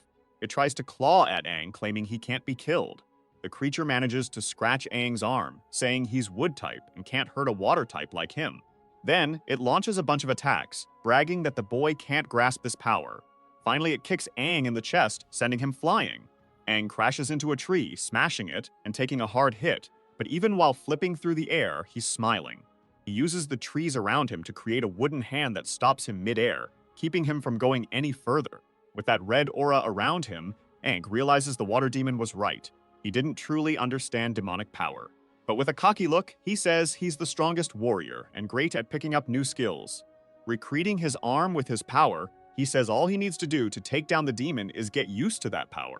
Aang's enemy is super impressed that the boy pulled off wood-type self-regeneration so quickly. In response, Aang just says he already told him he's good at learning new stuff. Without a second thought, he charges at his opponent using his newfound strength. Quickly, Aang closes in on the water demon, who just stares in shock. He leaps through the air multiple times, building speed as he runs. In a flash, Aang is face to face with the water demon, who looks impressed. Before the creature can escape, it realizes it's trapped by roots from the ground. At that moment, Aang touches the demon's face with both hands. With a fierce look, he declares he won't let his enemy get away. Aang starts to levitate while the water demon kneels. He says he's getting bored with the fight, and begins doing something to his enemy. The demons inside start turning green, and something begins to ooze from its body. In a flash, an explosion goes off, making the demon disintegrate in an instant. Aang is left standing, completely unharmed. The core of the demon flies back towards the young man with black and white hair. Something starts to put the demon's body back together, and once it reforms, the demon brags that it can disintegrate and rebuild itself anytime. But before it can attack Aang, wooden spikes hit it multiple times. Aang simply replies that he knew that, but the core, which is crucial for demons, can't just regenerate. He adds that it was dumb of the demon to overestimate itself. In its last moments, the creature sees its core being pulled away by the roots Aang created. Almost done for, the monster tries to stop it, but Aang tightens his grip on the core. He declares that once a demon's core is destroyed, even a seven-finned demon will die. With a sinister grin, Aang says he's going to take the water powers from his enemy. The demon's body starts to dissolve into liquid and spread across the ground. Under a blood-red moonlight, Aang stares at the core. Soon after, he destroys it and starts drinking what's coming out, wanting to make himself stronger. After finishing it all, he wipes his mouth and says it didn't taste bad. The young man then looks over at Lu, who's being healed by the energy he created. For some reasons, Aang starts using his water power, which moves towards the girl. In an instant, he appears right in front of Lu, just staring at her for a moment. As if he's got a different personality, Aang starts saying that demons devour and humans kill. He repeats it, and for some reason, gets ready to attack his friend. He drops the protection around her, almost hitting her. But just as he's about to hit Lu, his hand freezes. Aang's real self kicks in, stopping that dark force. He thinks to himself that he can't hurt a friend, because all he wants is for her to be safe. Right after that, he tells that annoying voice to get out of his head. Inside Aang's mind, the eight-fin demon can't believe the kid is resisting him. After thinking it over, he finds it pretty interesting. We jump back to the fight at the city wall. Even Suju and Snow are in on it, trying to keep the monsters from climbing up. The boy uses his stone power to hit the ground, sending a shockwave that knocks several finless monsters away. Frustrated, he asks where Aang and Lu are since their team is the only one that's come together. Suju, while slicing through a monster, mentions she heard from other teams that two warriors escaped the city and were being chased by two fin demons. She thinks those warriors are probably Aang and Lu, which is why she's worried. When Snow hears that her brother and teammate got out of the city, she's shocked. She tells Snow to stop with the questions and says things are really bad. While fending off the beast's attacks, Snow is annoyed by the sudden appearance of those two finless demons. Right after that, she charges at one of the demons, saying they should just focus on surviving this demonic wave for now. Dada and Yao Tong just showed up. The two waste no time and head straight for the wave of monsters. Joel is in the thick of the battle, asking his friends how their cores are holding up. Tong Tong, meanwhile, is too busy fighting the monsters in front of him. He jumps into the air, lands, and punches one of the beasts, sending out an energy pulse that hits several nearby creatures. He finally says his core isn't too drained, and Dada's is probably about the same. Zhao, who's also fighting, thinks a warrior's core will eventually run out since the more power you use, the more energy it takes. Luckily, she and Tong Tong are teaming up against the demons, and after thinking this, she kicks one of the creatures, sending it flying into others. After that hit, the girl asks Joel what they should do next. He replies that they took down that fin demon, and the attacks from the fin demons have dropped a lot. Plus, with the fin demon gone, these demons are like soldiers without a leader, just attacking randomly. Even though fin demons don't think for themselves, they know what fear is, so the plan is to scare them. With a wicked grin, the boy says they should use this chance to weaken the enemy's will to fight and buy time for the soldiers. Yoktang and Dada's cores start glowing, and both agree with Joel. In perfect sync, they leap into the air. Up there, they get ready to attack, saying they'll make those bastards explode until there's nothing left, and then they charge at the monsters. The creatures only see that burst of energy coming down on them. When they hit the ground, tons of monsters are sent flying in all directions, and some are quickly disintegrated. A huge hole is left in the ground, leaving the creatures in shock. Data tells her friends that, counting the attack from that fin demon, this is the second time they've used their cores in battle. Tong Tong responds that if their cores and bodies didn't have limits, they could keep using this form to wipe out demons. The two then quickly charge at the remaining creatures to finish it all off. Joel, watching, comments that the power of the red cores is seriously explosive, but his core is also drained, so he uses his blue ability to charge at his many enemies. The boy slices through several of those beasts, leaving them in pieces. Seeing this, Suji says they're amazing, and this is the first time she's seen the squad leaders in action, and they're really strong. Snow, on the other hand, says the strength of a warrior with a thin core is incredible, and it makes her super envious. After that attack, Joel checks in on his friends, and they both quickly say they're okay, with Data saying she's enjoying taking down those demons. The wave of enemies starts to pull back a bit after taking so much damage. Joel cheers as those monsters are actually feeling scared and the plan is working. It's time to boost the morale of the other groups. The commander tells the warriors to recharge and keep fighting since the demon wave is starting to pull back. Everyone on the wall starts celebrating because the squad leaders are really strong. Finally, Joel sighs, thinking they might finally get a break. But then something catches his eye. The boy notices that, among the demon horde, something's coming and they think it's the last Finn demon. But through the smoke, a familiar figure appears. The three leaders realize it's someone they know well. In the mist, Aang shows up carrying his friend's body. All the creatures that were attacking the wall freeze at the sight of him. Dada is amazed by Aang's presence and wonders where the thin demon that was after the boy and Liu went. Joel, feeling anxious, says that even though they made the thin demons back off, Aang shouldn't be here or he'd get eaten. The lower-level monsters, not thinking clearly, charge at our hero. Seeing this, Yogtang tries to stop them, yelling for the monsters to halt. For some reason, Aang stays put, not moving at all. He just looks at those mindless beasts and orders them to leave right away. All the creatures, sensing his energy, back off without a second thought. The furious demons bow down, shaking in fear. One of them bolts away without a second thought. The other monsters see this and follow, and the whole horde that was attacking starts running past Aang. In the middle of all this chaos, our hero stands firm, as if nothing is bothering him. Yogtang is super confused and stops moving forward. He asks his teammates why the demon wave suddenly retreated. One of the defenders on the wall finally figures out what's going on. Everyone up there notices the demon wave has pulled back and starts celebrating for protecting the area. But one young guy asks his friend why those monsters suddenly ran away and wonders if the three squad leaders scared them. Still, the celebration goes on, and everyone on the wall starts praising the squad leaders for what they did. Looking at his teammates, Yu wonders if those monsters really retreated because of them. Yao Tong suggests maybe they ran away because of Aang. The boy who had been so strong until now suddenly kneels and collapses. He soon passes out, and Yao notices, rushing over to help his student. Our hero, nearly fainting, sees the three squad leaders running towards him.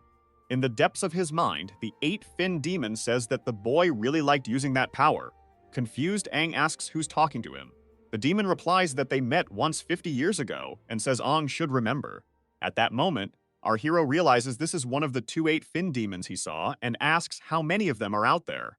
But the creature just says he shouldn't worry about it, since Aang will find out how many exist later. Aang wakes up in his mind and sees that being he encountered back then. The being says he'll reveal his name and claims he's the king of the Finns, Commersum, the strongest 8-fin demon. Aang can only stare at this powerful figure, unable to speak.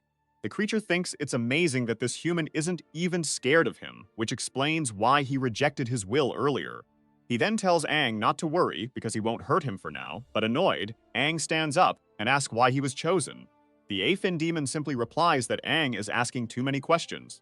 In the blink of an eye, another version of him appears, placing his hand on Aang's face. The king says Aang will find out about his plans eventually, so he shouldn't rush. As for his body, they're now sharing it. He adds that he needs to hibernate for a while, and to keep them safe, Aang will have to work on evolving in the future. With a smirk, the demon claims that if Aang does that, he'll get closer to being the almost perfect being the king of the Crimson is. As he stands up, Aang points out that this demon really underestimates humans. He gets ready to attack, but then wakes up to someone calling his name. In reality, Aang is holding Lu by the collar and nearly throwing a punch at her. For some reason, he's staring at parts of her that shouldn't be seen. Confused, he wonders what he's doing, but before he can figure it out, Lu hits him. Lu's subordinates start roughing up Aang while she looks totally embarrassed. Someone calls her clueless, and when she glances over, she realizes who it is. We see a martial artist standing there, asking if that's how she treats someone who saved her life. Everyone who was hitting Aang bows to that man, and Lu calls him her father. Aang is completely lost, not getting what's happening. He sees the imposing figure right in front of him, someone who looks really strong. Joel, standing behind him, introduces the man as the leader of the famous martial arts sect in Helios City, Sidushungan. Aang realizes this is his colleague's dad, who took care of him while he was in a coma. He quickly stands up, bows, and thanks the sect leader for looking after him. Sungan replies that it's no problem and opens his arms. He mentions that Aang saved his daughter's life, and the Seiju family is really grateful for his bravery. Sun also says all the warriors can rest at the Seiju dojo, since they'll celebrate the retreat of the demonic wave later. Gon says he's watched the 3 leaders since they were kids, so they shouldn't be too formal and can treat the family dojo like home. They should also take care of his daughter, because Even though she can be tough, she's a good person and doesn't need special treatment. Yok Taeyong just says not to worry and promises they'll do their best. Suddenly, the blonde guy says before the celebration he needs everyone to leave except Aang because he wants to talk to him. Aang is confused by this sudden move. After that, everyone leaves, leaving just the 3 squad leaders and Aang. The blonde guy tells his student that the one-fin demon from the warrior exam and the demonic wave are strange situations, so he wants to know what Aang knows. Joel, annoyed, tells his friend Yao Tong that even though Aang is on his team, he can't hesitate, so he's going to do something. Then he asks Aang a question, and with a scary look, he asks if the boy is a demon. Aang is momentarily stunned by such a sudden and shocking question. The 3 squad leaders and the boys share an awkward silence. Embarrassed, Aang laughs it off, saying he and Lu barely escaped that one fin demon, so there's no way he could be a demon. Joel, on the other hand, mentions that the other one-fin demon was killed by Tang Tang and Gel. He asks if Aang took out the other one-fin demon by himself. He steps closer and asks how he escaped with Lu, but Aang feels the pressure since he's pretty much out of options. Joel, completely losing it, questions if Aang escaped a one-fin demon because he was their accomplice. Aang wonders if he'll have to reveal his secret, but he worries that if he does, something bad might happen.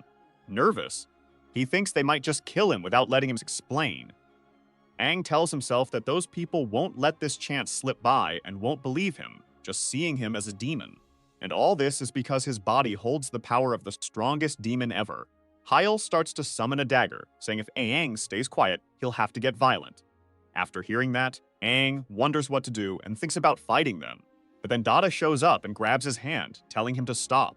She explains that only demons with 4 fins or more can actually turn into humans, and even if Aang were one, it wouldn't make sense for him to be in that city. Tang Tang says that demons don't call each other companions and don't get camaraderie since they're selfish and inhuman. But Aang risked his life to save Lu, so he didn't think the boy was a demon. Joel pats the boy on the back and agrees, saying he knew that but just wanted to mess with him a bit. With a grin, the guy mentions that Aang and Lu cheated death and it must have been rough. Yotong adds that Lu told them she fainted while fighting a demon and didn't remember anything. So if Aang saved her, they wanted to know what really went down. Data asks if the boy really took down that one fin demon all by himself. This gives the boy a spark of hope, since he had been focused on the demon inside him and forgot there were other options. Finally, he smirks and says it happened because he's a genius. The boy says he can quickly absorb most of the energy in a core and use it, giving him way more power than usual. Confused, Dada says that if what he's claiming is true, Aang's secret ability is kinda like what they do when they activate their core energies.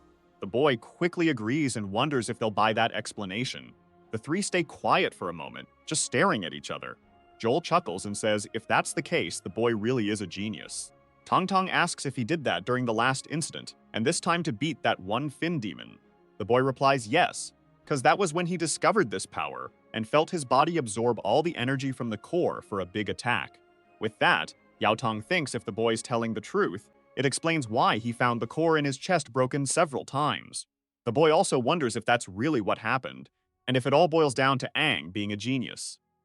Data speaks up, saying if he's right, his ability is out of control since he hasn't trained to handle it. Yobtang walks over to his student and agrees, saying he wants to test the boy's power and see it for himself. The boy, glowing with energy from his core, points and tells Aang they should head to the arena to test it. Under the moonlight, our hero and his teacher face off for a battle. After putting on his uniform, the boy can't believe the man still doubts him and even asked for a test. Crouching like a beast, Tong Tong tells Aang to come at him right away. The boy, feeling embarrassed, says he'll be under his captain's care. He thinks there's no way he can take on that man since his current body can't handle even the basics from his past life. While touching his core, the boy wonders what he should do. But before he can think it through, Tong Tong tells him to get ready and charges at him. After a huge explosion aimed at him, the man tries to attack, but Aang barely dodges. Seeing that his attack missed, the man plants his foot and tries another kick, which Aang manages to dodge again. The boy feels a strong gust from that strike, making his hair and some small rocks fly. He looks back and sees the energy blast create a crater in the arena, realizing his teacher is really serious. Dada yells at Tong Tong not to go too far, but ignoring her, Yeo Tong says the boy's reaction time is impressive. Hearing this, the young man thinks it's thanks to his battle experience from his past life, but that this is his limit. Not wanting to waste time, Tong Tong says he's going to get serious and gets ready to punch the boy. He strikes the ground, making a huge hole and a loud bang throughout the area. This also kicks up a huge cloud of smoke that fills the whole arena. After dodging and putting some distance between them, our hero thinks the man is totally wrecking the arena, and his teacher is really going overboard. Suddenly, like a lion after its prey, the blonde appears behind Aang, ready to grab him. With one hand, he grabs the boy by the neck, pinning him and leaving him breathless. The man asks if that's all Aang's got, and in this moment, the boy thinks he can't escape his grip anymore. Without mercy, the man kicks his student, sending him flying into the wall. Seeing this, Joel and Dada worry about Aang. The man says this is too much and they should stop, but Dada insists Tong Tong isn't the type to go overboard, so they should wait. The blonde, standing tall, asks if that's all Aang has and says he can't call himself a genius with just that. As he struggles to get up, the boy thinks about how much he hates being underestimated. He stands tall, remembering that in his past life, warriors called him king, so to him, Tong is still just a kid. He realizes if he claims to be a genius, he better prove it. Since being reborn, he hasn't lived up to his past.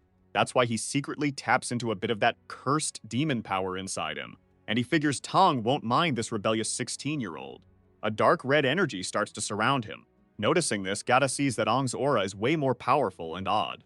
As he approaches his teacher, the boy calls out his name. With a commanding presence, he says it's his turn to attack, recalling moments from his past life. Seeing this, Tong Tong feels a heavy pressure, like he's facing the former strongest in the world, Aang. As the boy releases that aura, he thinks that using his demonic power is firing up his blood.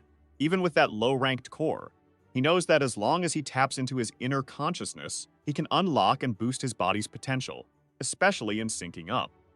Joel, watching the action, asks Dada if she feels Aang's synchronization rising, and she nods, looking impressed.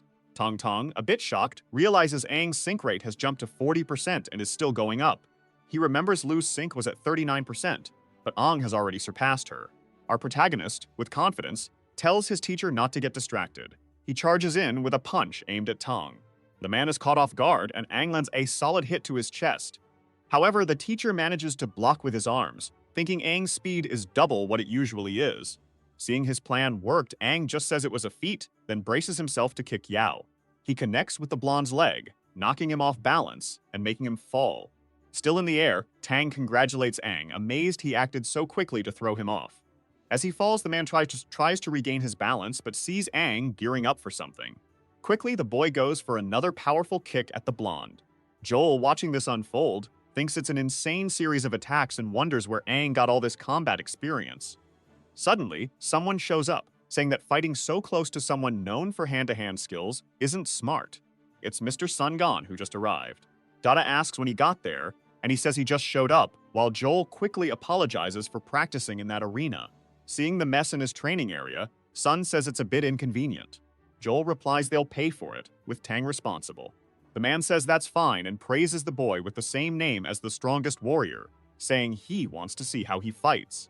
At that moment, Yao Tong uses all his strength to block Aang's kick. In a cocky tone, he tells his student he's got him in a tight spot. Watching this, Sun Gon comments that little Tong has always been like that. If he sees an opening, he goes for it. Plus, after years of fighting demons, he's developed some serious battle skills. Finally, he says to get out of that situation, Aang needs to do something impressive, and he worries Aang is about to learn a tough lesson. Just then, the blonde gets ready to punch the boy. With a grin, Aang denies that and says he's the one who's caught his teacher. The boy launches himself like he's going for a somersault, but he has something else in mind. Using all his momentum, he delivers a direct headbutt to Tong Tong's head. The three watching are stunned as they see the teacher get knocked back by that headbutt. Tong Tong gets really angry from that hit and calls Aang a bastard. After getting up, our protagonist says human bones are pretty tough, but foreheads are even tougher. He declares it's his turn to attack and charges at his opponent to catch him off guard. The blonde, recovering from the hit, uses his core power and tells Aang not to go all out.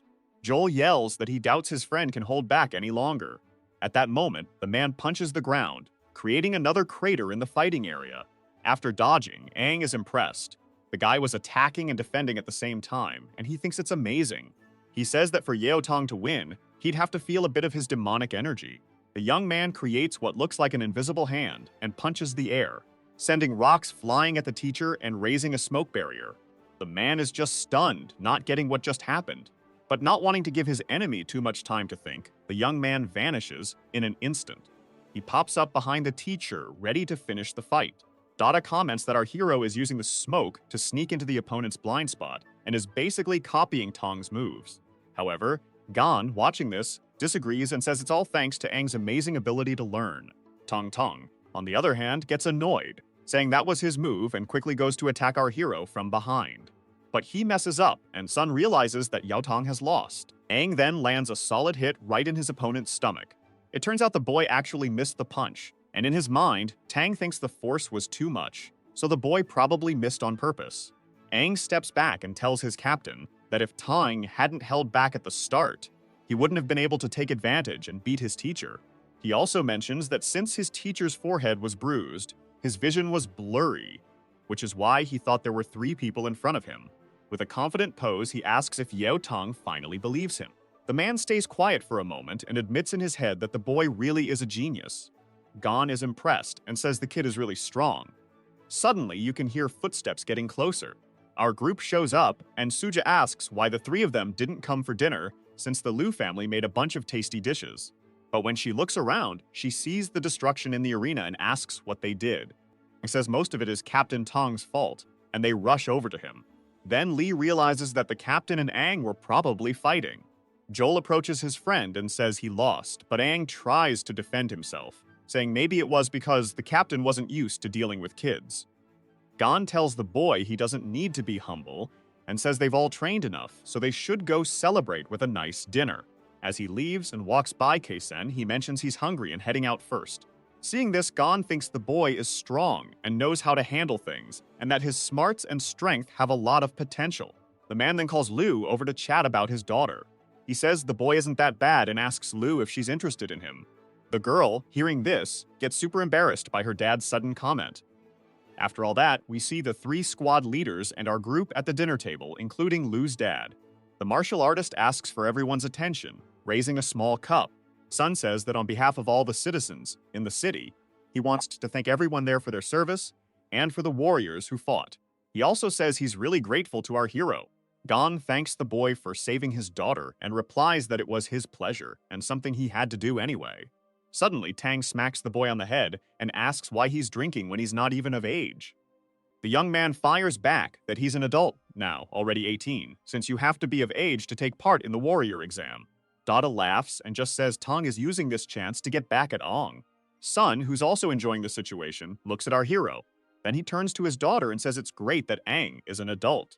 The girl, realizing her dad's intentions, gets super embarrassed, almost wanting to hide. She remembers their chat in the arena, and Gon tells her he saw the fight earlier and that the young man is really good. Gon also mentions that even Liu, who thinks she's better than everyone, must feel attracted to that boy with amazing skills. The girl feels confused, thinking that idea is just silly. She tells her dad not to be silly and remembers when the guy acted all childish with her. Back in the present, Suji is snapping pics of the food, thrilled about all the tasty stuff around. Snow, who's there too, jumps back to the topic and asks how Aang scared off that demon. Yotong jumps in and says the kid can tap into some power from a core temporarily to boost his strength. Data chimes in, saying it's kinda like what the group captains do with core strength, and Aang must have unlocked that hidden ability. She warns it's super risky since he's had no training, and it could really strain his body. Joel, wanting to join in, mentions that he just fought Tong, which caused some damage to the arena. He points out how crazy strong Aang was, but he needs more training, or his body won't keep up. Meanwhile, Aang thinks about how he can't tell them he already absorbed 2 demon cores, one of which can regenerate. He also can't say that his weak body can heal instantly, even if he can't handle the reaction. Aang figures he should just keep quiet and let them think he has a special ability. Snow hears this and says she had no idea Aang had that power, calling it amazing and saying they can't fall behind him.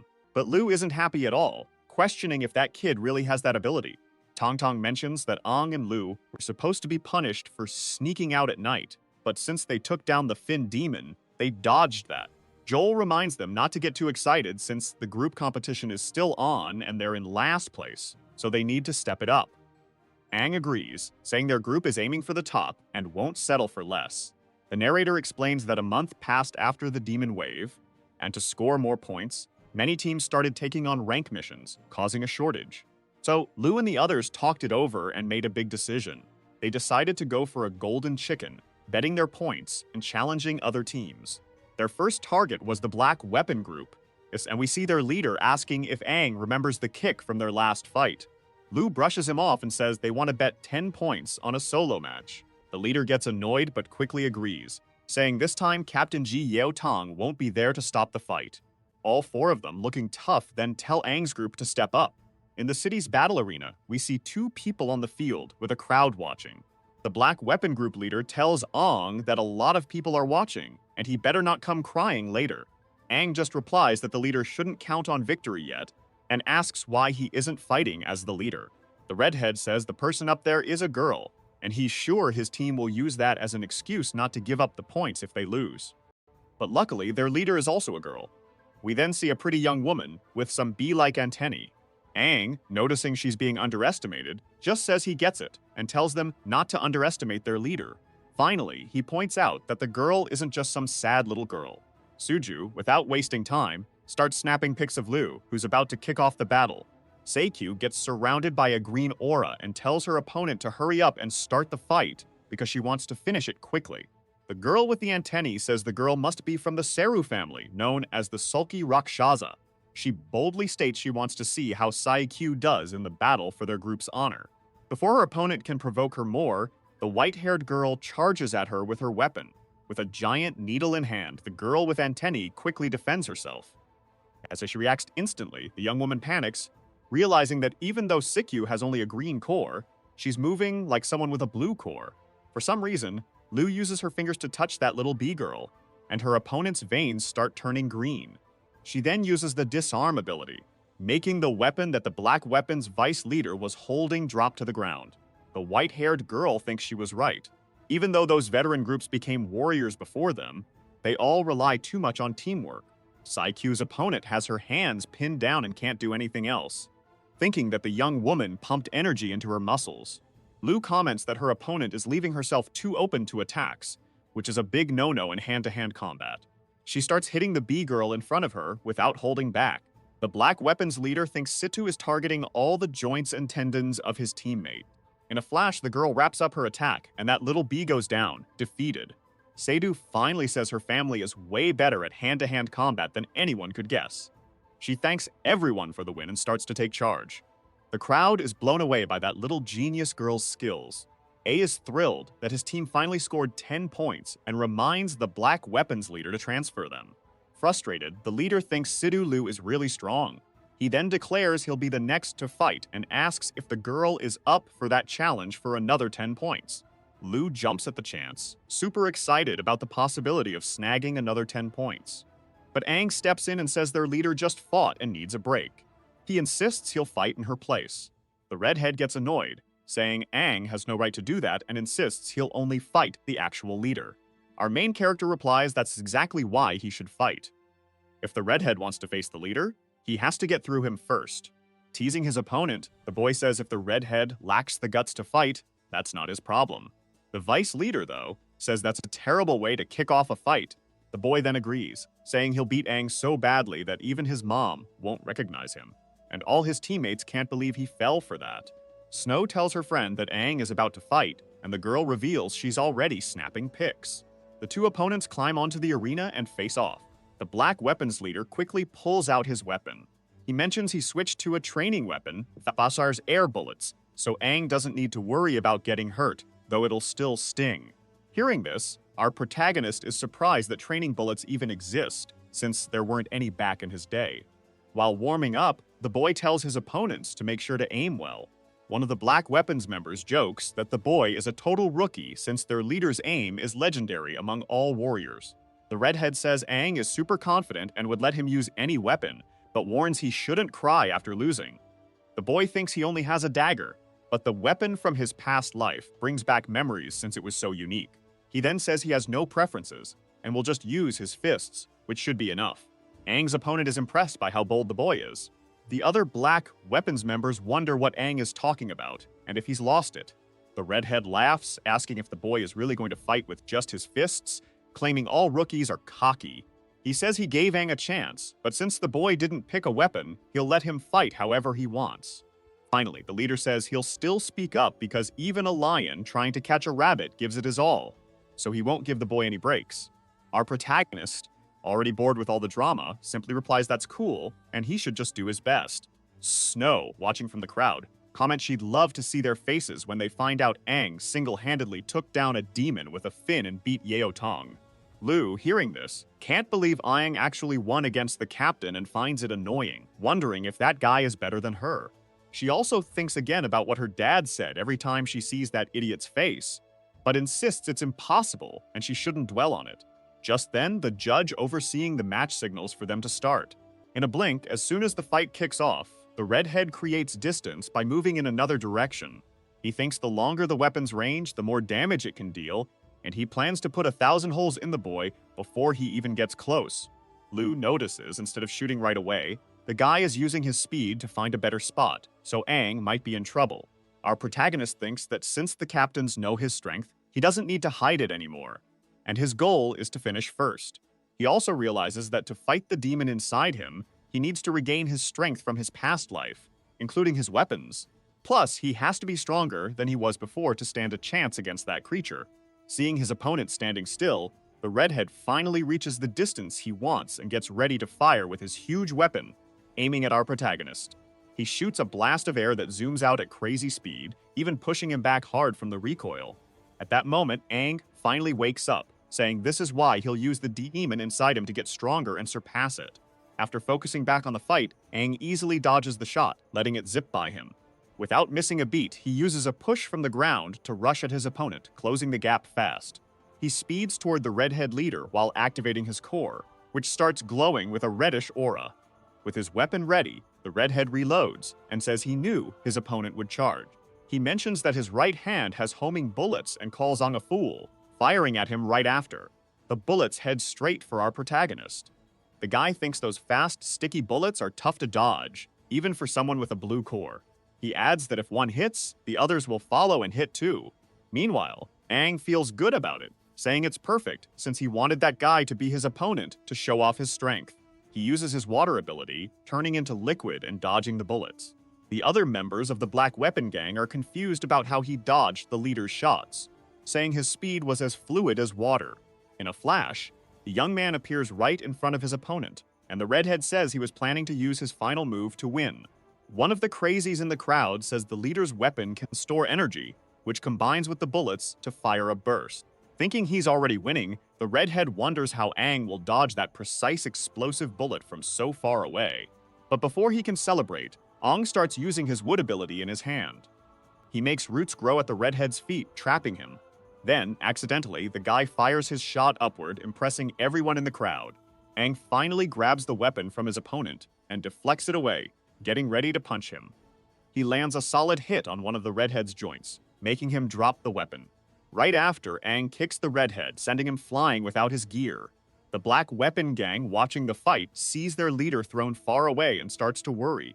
Stepping on his enemy's weapon, Aang celebrates finally scoring 20 points. The redhead, furious, wonders how that happened. Meanwhile, Aang's group starts cheering, saying he did an awesome job, and Lu comments that even she couldn't keep up with his speed. The narrator wraps up by saying Aang scored 30 points from the Black Weapon Group, and Aang and Lu's battles led many teams to challenge them. After enjoying their success, the 4 warriors from Lu's group began using the point battle rules to rack up more points. With Snow and Tomo's wins, Lu's group had more victories than losses, and their points slowly piled up. With each battle, their group climbed up the rankings. By the end of the month, Lu's group reached first place in the squad ranking, earning a shot at the final competition. So, the final battle between the top 3 groups was about to kick off. In another place that looked like a coliseum, Data mentioned that every time they entered the city at the end of the month, that spot always moved her.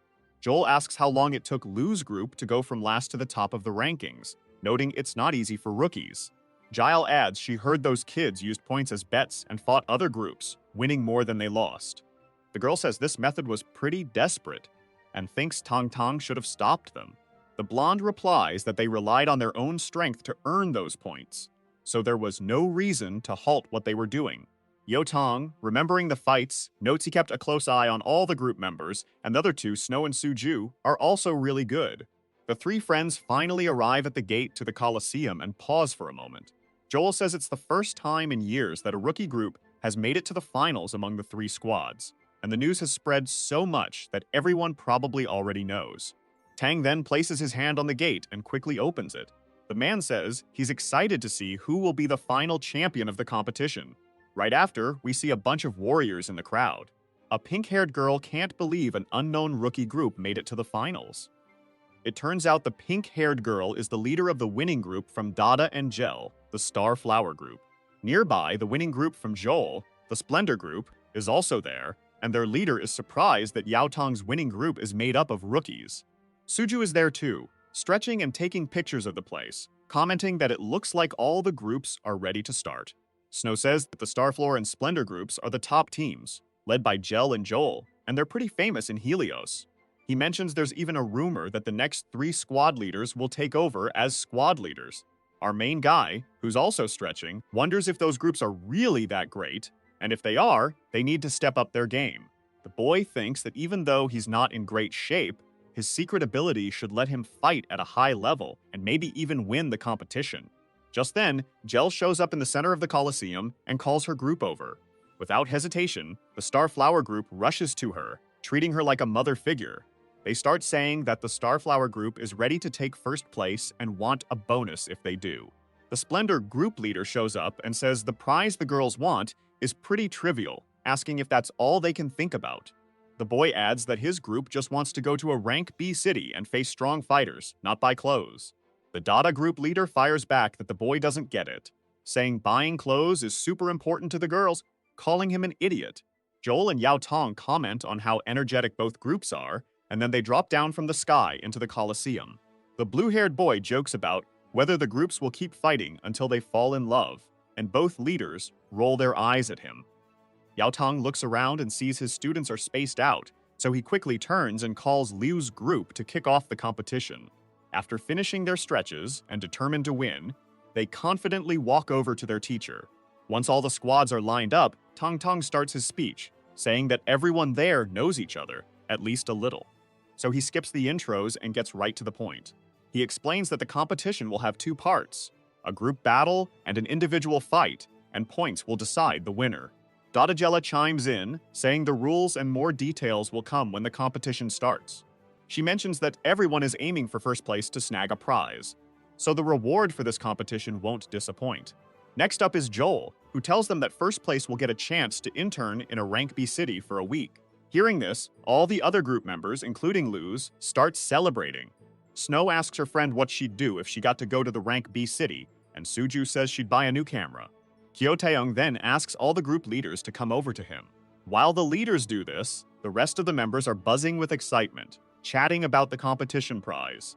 Amid all the noise, our protagonists seem a bit out of it, not as hyped as the others. The young man thinks about how much he still doesn't get about this era, especially how their cities aren't ranked. The young man remembers Snow telling him that Helio City is rank C, one of the lowest, then rank B, and so on. Aang explains that cities are ranked based on the strength of their warriors, and the more fins a warrior's core has, the bigger the city they live in. He adds that warriors with 3, 4, or even 5 fins protect rank cities. The city that ranks all the others is the only one with an S rank in the world, the City of Dawn. It's also known as the City of Hope, and is huge, located in the center of the continent. Plus, it's not just packed with warriors with 6 and 5 fins, but also the strongest fighter, the 7-fin core. This brings back memories, and Aang wonders how amazing that city must be compared to the one he led, and if the city he was in charge of still exists. He also thinks about whether his old friends are still alive. But then, Suju calls out to our protagonist, snapping him out of his thoughts. Snow walks by the girl with Aang, saying her brother loved to hang out in the clouds. The young Wunan points to Liu, and tells Aang to stop daydreaming since it's their time to shine. After drawing a lot number, the group leader tells our protagonist and his friends that they're up first. The Splendor group and Lu's group face off for the challenge, and Yaotong notes that the weapons are set to training mode. Suju mentions they still haven't picked a name for the group, and Snow says they need a cool name. Aang agrees but suggests they discuss it after the fight, while Lu seems nervous and doesn't care about that. The Splendor Group leader, looking smug, says a group of slackers like Lu's can't even dream of winning first place. He then tells his teammates to focus on one person from the enemy group since he'll take on Lu, and they all nod. Tong Tong raises his hand high and soon after kicks off the competition. The three Splendor Group members split up in a flash. Situ quickly figures out their plan was to go for one-on-one fights, which might have worked if they were stronger. But her team sticks together, and she confidently says the enemy's plan won't work since they're fighting as a unit. As they move forward, Aang realizes their leader has caught on to the enemy's strategy and thinks the best move for them is to target the enemy leader. He points out that in individual fights, you're only looking out for yourself, and if the leader goes down, the rest lose heart. The other three from Splendor change their plan and charge at Saitu together. Without a second thought, they get ready to take down the girl before she can react. But she was ready for this, so Liu calls for cover and her whole team jumps in to protect her. The rival leader scoffs, asking if the kids really think they can beat him, saying they're mistaken. Without hesitation, the young guy charges at his opponent, not letting her off the hook. The two leaders face off, and the blonde gathers red energy in his hands. With a creepy grin, he challenges Sigu to give it her all. Soon after, the boy stretches out his hand, and the red energy starts glowing. Seeing this, Si quickly tells her teammates to close their eyes and shield themselves. She notices it's even blinding the crazy guy's teammates in the arena. Yeo Taeyong praises that ability, saying it's powerful in solo fights, but in a group, it can hurt his allies. Jewel chimes in, saying he warned the boy about this, but it didn't help. Data thinks the blonde still needs to face some challenges before he'll change his fighting style.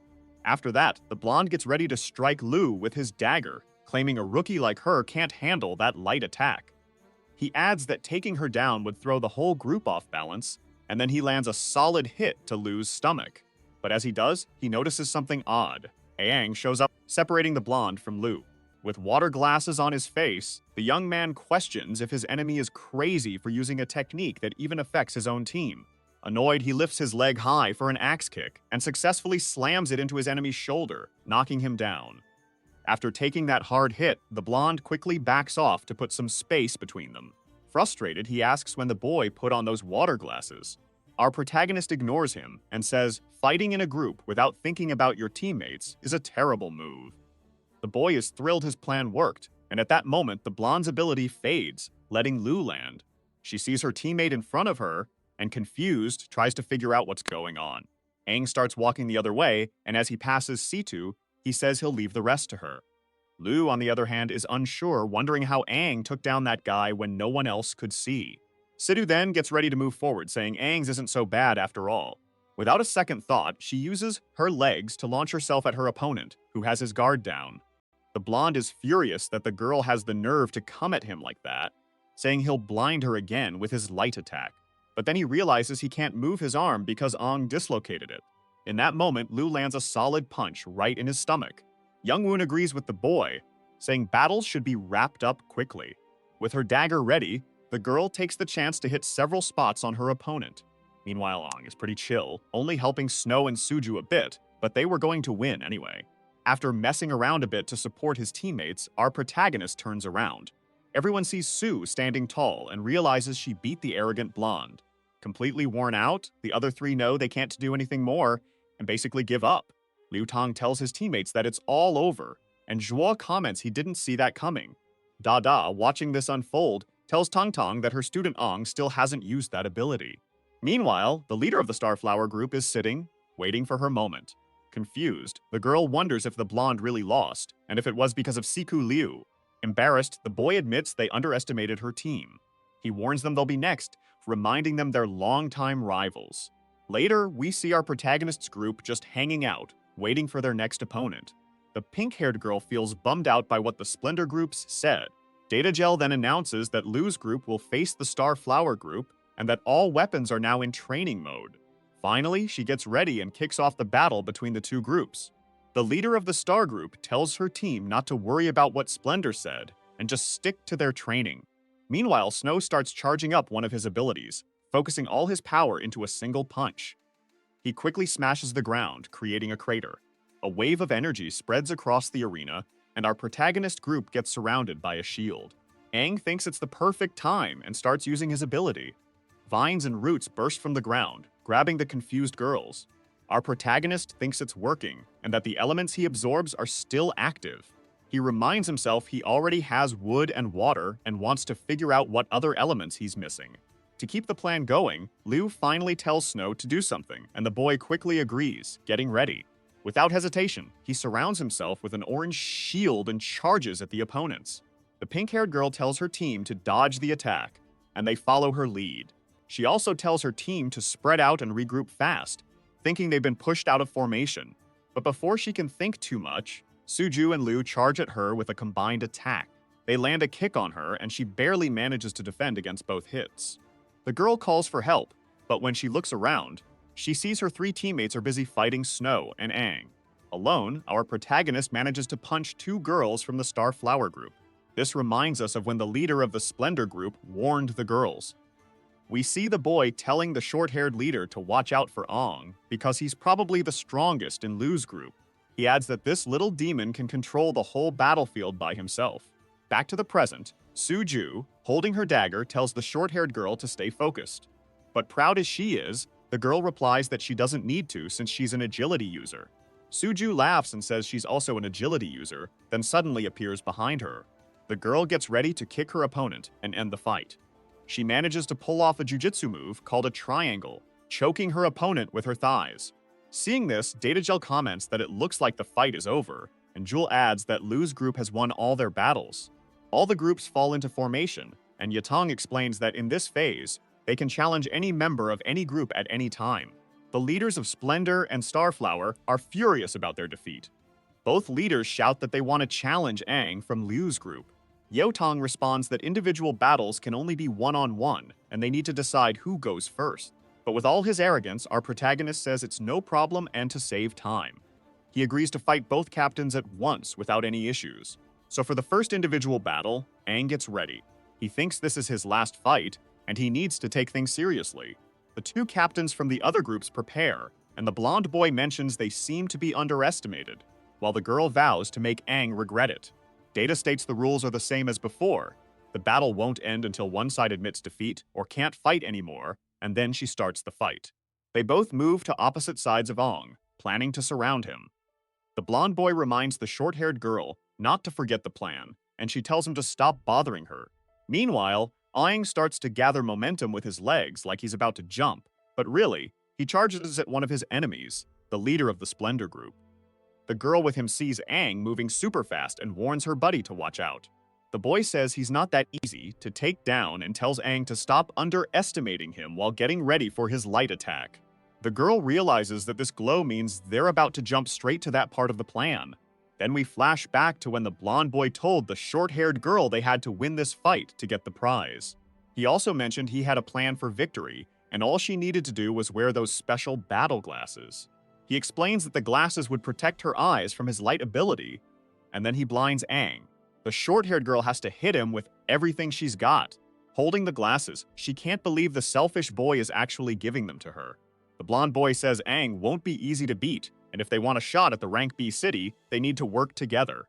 Back in the present, the leader of the Splendor group tells Aang that this light is 5 times stronger than before, and uses his ability right in Aang's face.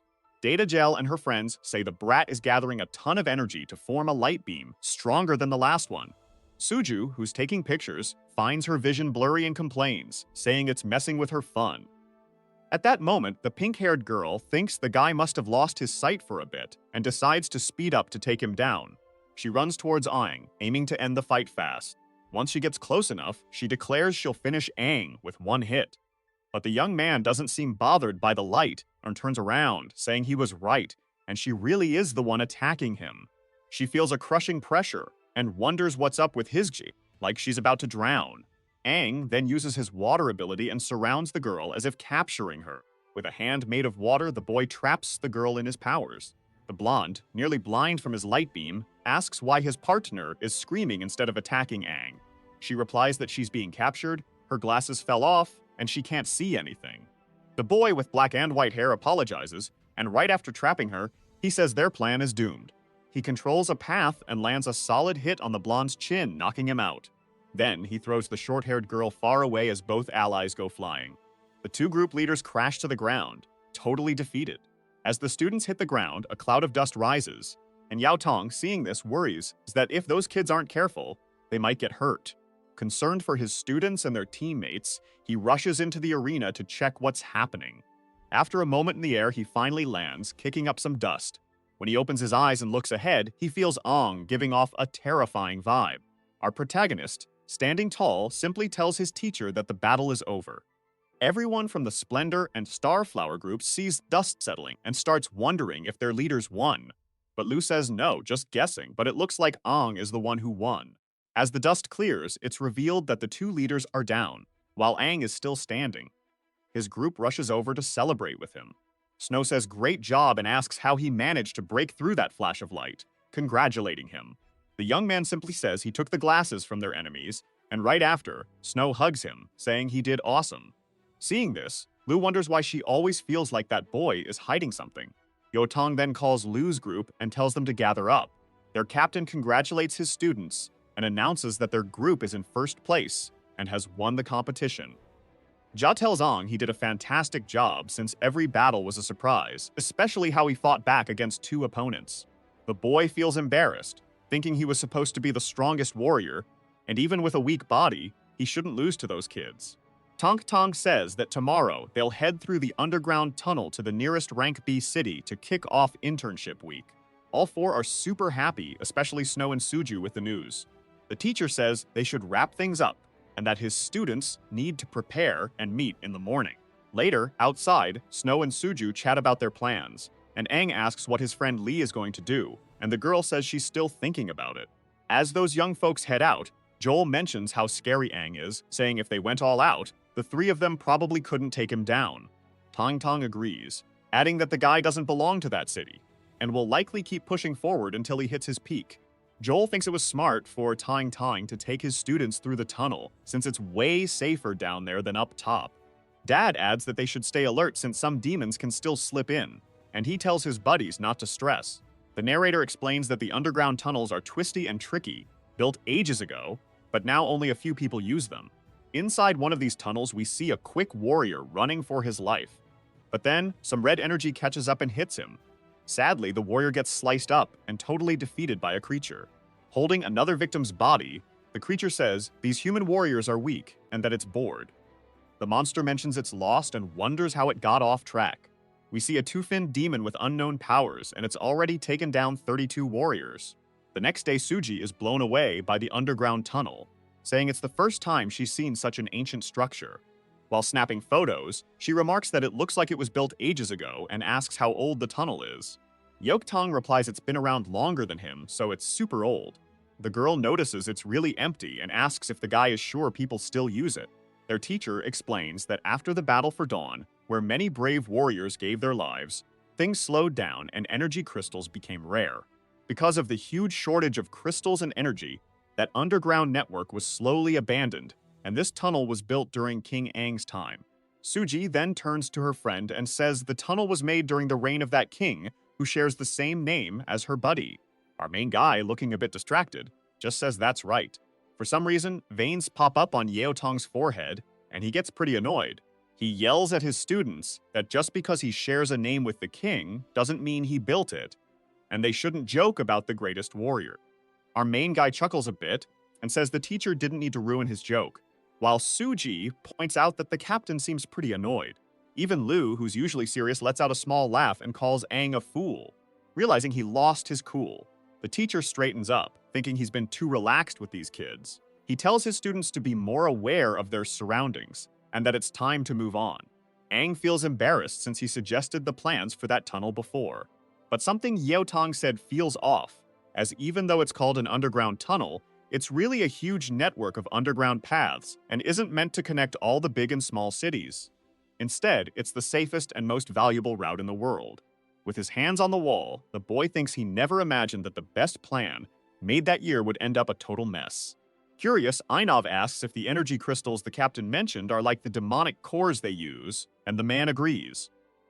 He explains that a demon's core can give a warrior huge power, but something goes wrong during the refining of these cores. According to the basics, after each mistake, those refined cores turn into a massive energy core, or energy crystal. Tong also tells them these crystals are strong enough to power a whole city, similar to what they call electricity. Because of this, many high-class cities organize demon hunts to gather these cores and refine them into energy crystals. Finally, Tong says that these crystals are distributed based on each city's rank, and this time he's taking all his students to a rank B city called Peather, not just to boost their experience and knowledge, but also to get the distribution.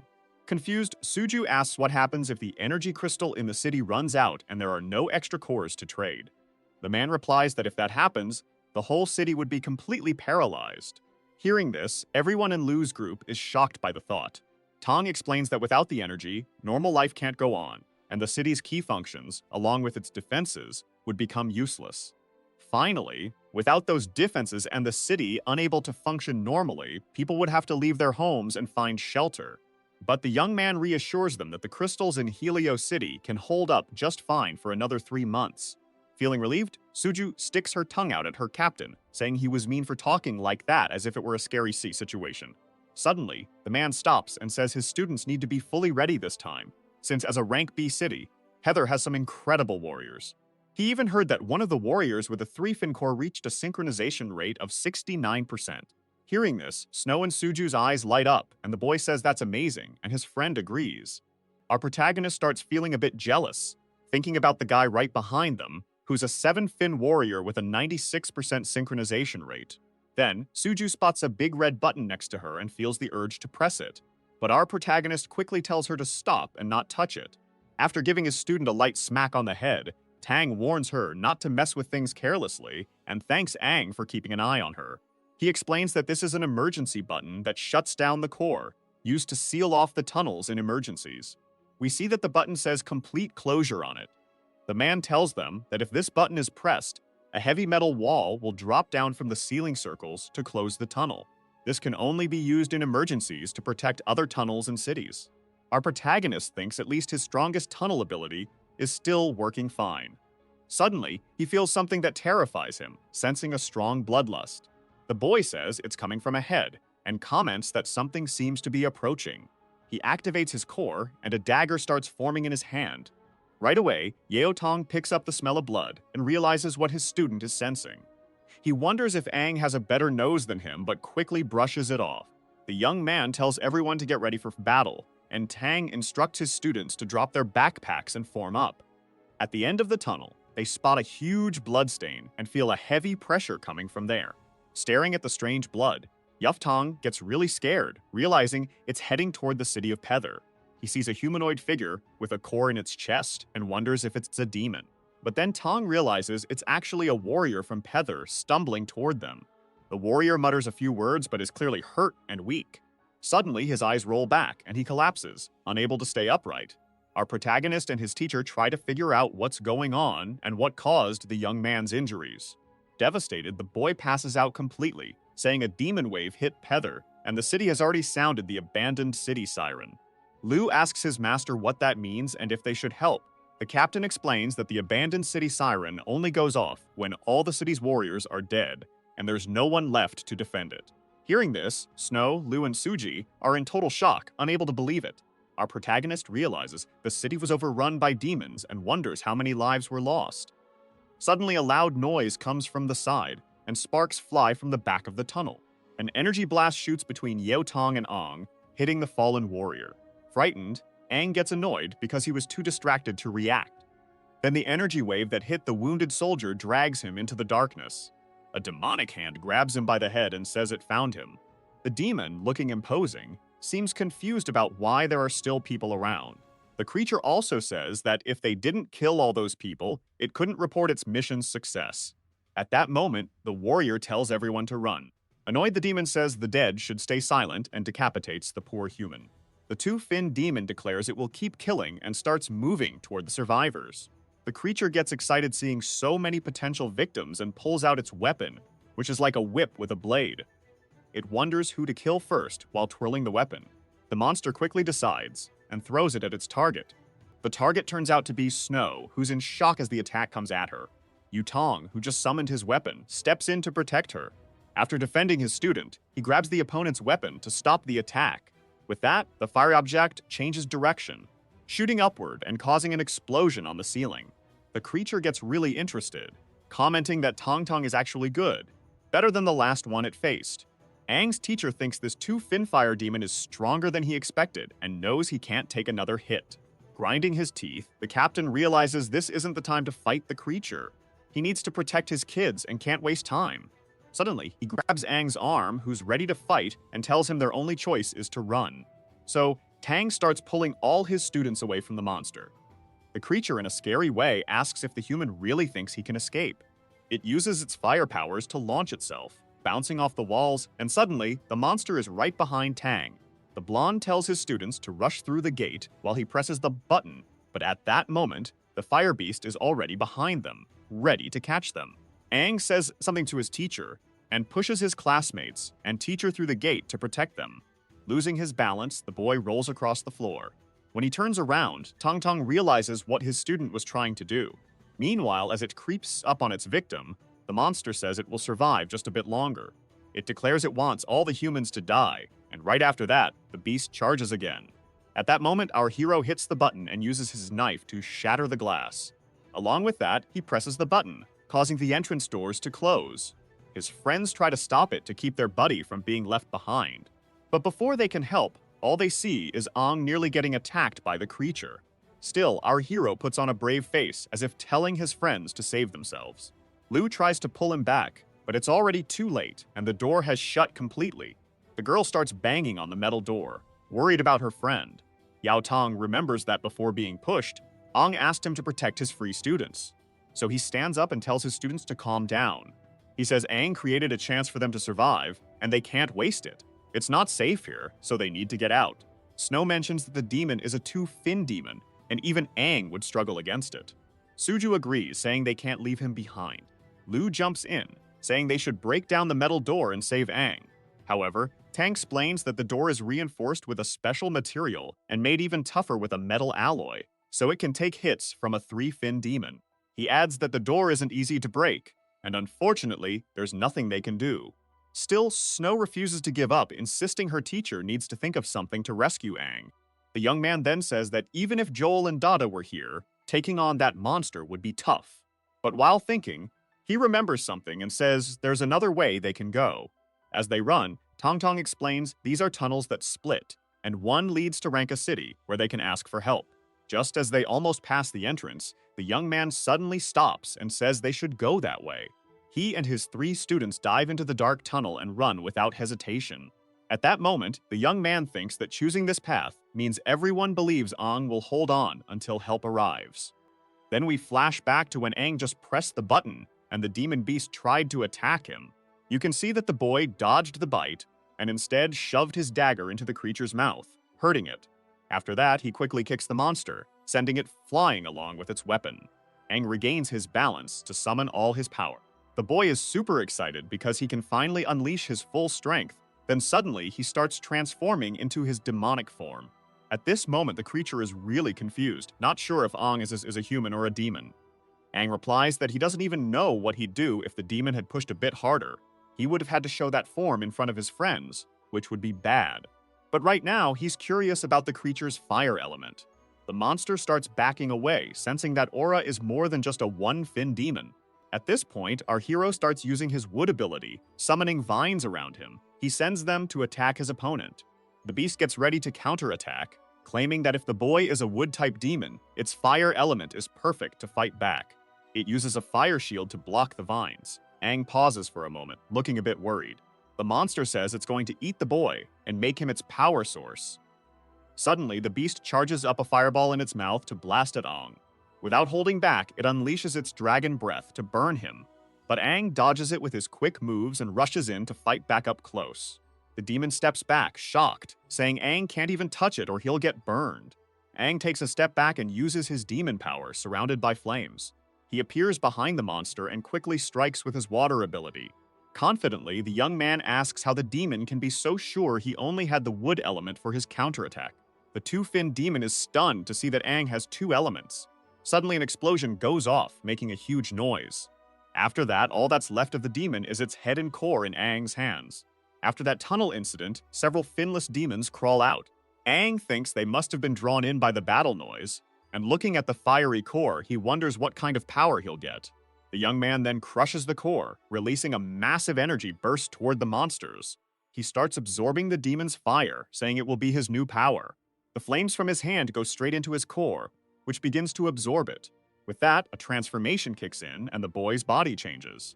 Another horn grows on his head, and after stomping his foot, fire blasts out in all directions. He declares it's amazing and feels the flame burning inside him. We see that his two-fin demon form has fully evolved. The creatures aren't scared, and many finless demons charge at Aang. He starts mimicking the power he saw from his enemy, and fiery energy gathers in his mouth.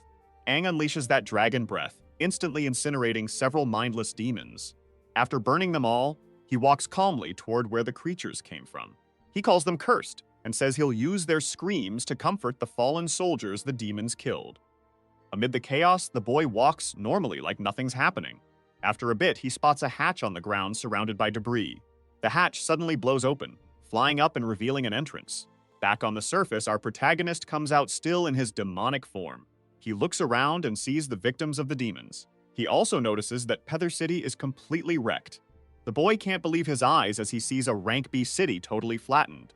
He thinks this was a high-rank demon wave while walking among the bodies. He even spots a warrior taken out by a wood element demon in one hit. In his head, the boy thinks this is the result of a large area attack, and that kind of power belongs to a three-finned demon. He remembers the squad leader saying Peather City had 2 warriors with 3 fin cores, but wonders where they are. A crow flies toward him, and when he looks back, he sees a scene that traumatizes him. Pierced by a tree, the 2 warriors with 3 fins are lifeless. They were completely slaughtered by some incredibly powerful beast. The young man starts using his wood power, which slowly rises from the ground. The wood roots reach the fallen warriors. After bringing them down, the boy kneels and says they were admirable fighters. Finally, he covers their eyes, wishing them peace, and saying that at least now they can rest. Thinking about what happened, the boy can only say this war was really awful. Out of nowhere, a kid with a knife shows up behind him. Calling him a demon, the red-haired boy starts crying and says that from how our protagonist looks, he must be a high-ranking demon. The boy also mentions that those warriors saved his life, so he won't let Aang disrespect their bodies. This makes our protagonist uneasy since he revealed his appearance, and that boy probably won't believe him based on how he looks now. Before he can think more about it, a bunch of finless demons rush at that poor kid. The boy gets hit and starts to faint as the other demons close in to eat him. But before that happens, Aang charges at the monsters, slicing them apart instantly. Right after, he catches the boy's body so he doesn't hit the ground. He tells the boy not to say anything and starts using his wood power to heal him. Confused, the kid tries to figure out if Aang is a demon or a human. But just after saying this, the boy dies, leaving Aang no chance to save him. Seeing this, the boy is heartbroken and admits the kid was right. He doesn't know if he's a demon or a human. At that moment, more finless creatures show up, ready to finish off our protagonist. Devastated, he slowly rises, thinking that whether he's a demon or a human doesn't matter because one thing he won't change. And that was his choice to kill all the demons. He then turns and starts using his fire ability against the horde. Even with Aang giving off that aura, the creatures aren't scared and charge at the boy. The boy uses his firepower to grow wings on his back and charges at the monsters. Our protagonist shoots several small light balls at them, which explode and take out a bunch of the monsters. After that, he lands a bit farther away, standing strong on the ground. He says that now that he's gathered flames behind him, he can boost his speed and even use them like matches to cause explosions. Aang tries another ability and launches a fire blast that knocks down some monsters. Right after, he flies up to one of the creatures in the air, grabbing it by the neck to test another power. He sets the creature's insides on fire while heading down to throw it. Still in the air, the boy hurls the creature toward the ground at several other monsters, telling it to return to the cursed pile it came from. The monster's body creates a huge explosion, wiping out several nearby creatures. With that, the young man thinks that by focusing fire and embedding it into the demon's body, they become bombs, and thinking of more uses for his powers really helps. The creatures, seeing their friends taken out so easily, start shaking and quickly run away, feeling our protagonist's true strength. But this time, Aang isn't in the mood to chat, and using his fire ability, he launches himself at the monsters to stop them from escaping. The young man lands on the ground, causing a massive explosion around him, taking out all the creatures that tried to flee before they even knew what hit them. After that, he rises powerfully, looking at the remains of the creatures and saying it's too late. Then we see Aang standing on top of a huge pile of bodies. The boy thinks that at first he was excited to go to Heather City with his group, and now he wonders where his friends are. He figures the energy core of their city can last for 3 more months, but he urgently needs to get a crystal to Helios. So he starts looking around and says he needs to find where the crystals were hidden and should take at least one back. He realizes he can't just run around without a plan. He needs to think about the resources he has. The young man gets the idea to use his wood energy, and several vines start coming up from beneath his feet. They spread throughout the city, and the boy thinks that since energy crystals are made from demonic cores, they probably have energy fluctuations around them. The boy, almost like he's hibernating, keeps using his wood ability, searching the whole city, every corner. He even manages to map out almost all of that vast territory. After digging deep enough and searching everywhere, the boy finally finds it. Aang immediately starts running toward where the much-desired crystal is. The boy thinks it's underground and that the energy fluctuation is weak, but still, the crystal must be well protected. He jumps into another hatch, going down several meters. As he looks around, the boy sees there's more down here than just what he wanted. He spots a massive machine and thinks it must be what keeps the energy running in this rank B city, and it looks pretty amazing. A voice like it's coming from a radio pops up, and the boy realizes it's probably an automatic transmission, and that's where the crystal is. He rushes toward the sound, wondering how many crystals those people managed to stash. When he enters the room, he finds only destruction and several lifeless bodies. Aang gets mad seeing those demons have wrecked all the crystals. He also notes that those few warriors died trying to protect the crystal. Then, he figures this was a planned attack, and the demons who came in knew they were there to destroy all the crystals and were being directed. Finally, Aang realizes there are no intact energy crystals left, so he needs to head to the military base for supplies and gear before leaving. But feeling frustrated, he thinks he has to find some energy crystals before heading back, because if his group fails, Helios City will be in serious danger. In the end, he sets a goal to find a new city in 3 months and bring an energy crystal back to his beloved city. In another spot at the battle prep station, we see a totally wrecked door, and beyond it, a room cloaked in darkness. Suddenly, some lights flicker on like from a vehicle. Out of nowhere, someone hits the gas, and the wheels of that mysterious vehicle start spinning. We then see it's our protagonist in a high-tech vehicle. Leaving that room with some new clothes he grabbed, he speeds off toward a new city. Fearless, the boy declares he will succeed, all while wearing some stylish sunglasses. Finally, heading into the desert, Aang leaves behind that poor city that has nothing left. After a while, he mentions that the desert outside the city has never been explored and that the fog will get worse once night falls. He also notes that all these broken buildings used to be lively places, but now they've probably turned into demon nests. Checking the map, the boy remembers the next city is marked there and should be in that direction. Aang keeps moving between the buildings, but we see someone hiding among the rubble. This stranger uses a knife to cut a rope, causing several pieces of wood to crash down in front of Aang's vehicle. With quick reflexes, the boy swerves to the side, nearly crashing into the debris. It was close, but our protagonist manages to dodge a hard hit. Confused, he wonders what the heck is going on. Looking at the debris, he figures it was probably a trap, but wonders who set it up. Suddenly, a figure appears on top of the rubble, and a female voice calls out. The unknown person tells Aang not to move and demands to know who he is and which hunter group he belongs to. Seeing this, Aang thinks his biggest fear has come true. He's run into a hunter group. The woman, aiming her weapon at Aang, asks him to state his name, and he thinks he never expected to meet someone from a hunter group here. So he just says he's not part of a hunter group, but a human warrior just passing through. But the girl doesn't buy it, saying a city warrior wouldn't come here alone, and asks if he's a scout for the Silver Wolf Hunters. The boy is confused by this, but insists he's not and repeats that he's not part of any hunter group. Frustrated, the girl pulls the trigger and fires a shot. Luckily, it lands beside our protagonist, missing him.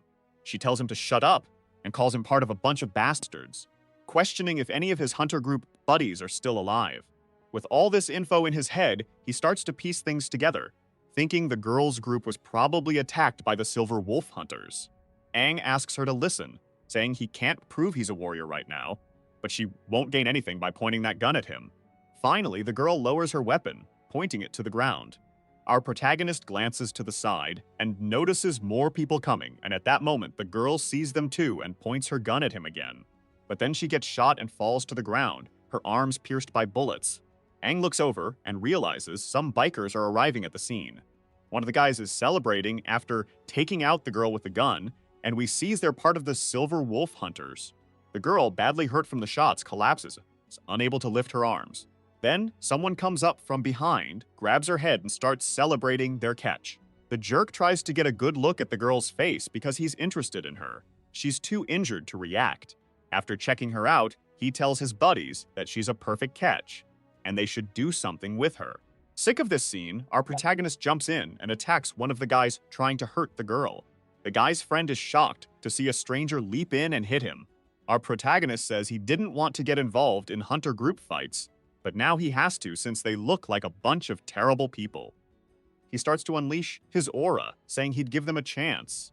The Silver Wolf Hunters should run before he takes them out.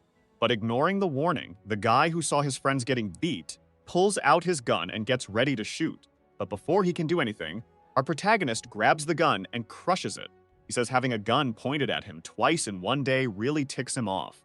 Scared, one of the harassers tries to bargain, saying if Aang leaves, his group will let the boy live.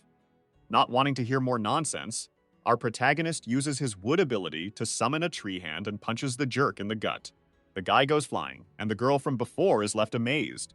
The hunter notices Aang has a core in his chest and wonders if he's a demon or a human. Our protagonist, still holding the rifle, completely destroys it like it's nothing. He then says it's none of that guy's business because they'll be dead soon anyway. After that, we hear a scream and chaos breaks out.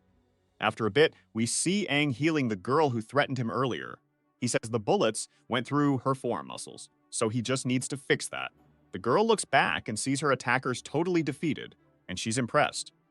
Looking at her arms, she's thrilled her wounds are healed and says Aang has an amazing ability. She mentions hearing that warriors with 4 fin cores have special skills that trigger cool effects. With sparkling eyes, she calls Aang incredible and asks if he's a 5-fin warrior. As he stands up, our protagonist thinks he can feel the strength of a 2-fin demon in him, but he feels way stronger. He quickly says he's just a 2-fin core warrior, and his abilities are just a bit special. The girl replies that being that level of warrior is still awesome, and she wants to thank him for saving her life, to which he just says it's fine. He also mentions he needs to get to the nearest city and asks if she knows how to get there. The girl, looking sad, says she knows but asks if Aang could take her. He finds this request odd and replies that they just met and don't even know each other's names, questioning if she really trusts him. The girl explains that the nearest city is Manhwa, a tiny rank C city. She tells him that even so, the city was taken over by the Silver Wolves a few days ago. Her group, the Brand Weapon, tried to save it but failed and all her friends were captured. They only had one shot at winning, but they didn't know the hunter group's leader had recently become a 3-fin core warrior, which made him way stronger. She adds that their group leader was a 2-fin core warrior and couldn't fight the enemy. She was the only one who managed to escape. Finally, the girl says that if rescuing the city won't mess with his plans, she wants to know if he can help her. In his mind, the boy thinks that past life, even with the hunter group showing up, they never did anything this crazy to a city. The girl explains that the Silver Wolf Hunters wanted the city for its energy crystal, but she doesn't know why.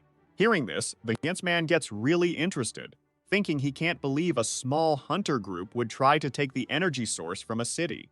Aang asks the girl to take him there, saying any of the stuff she just mentioned is enough to make him furious with these hunters. After some time, we find ourselves out of the desert and in a valley surrounded by mountains. Aang and the girl from before are making their way to the city, taken over by the hunters, with her leading the way. After parking the car in the woods to stay hidden, Aang thinks this is one of the cities he knew nothing about in his past life. He reminds himself that this is Manhwa City, captured by the Silver Wolf Hunters, those Dan scum who deserve to die. Aang says he's going in to check out the city, but he doesn't see that a finless beast is about to attack him from behind. The girl, close to Aang, tries to warn him that several demons are charging at him, but she's too far away to help.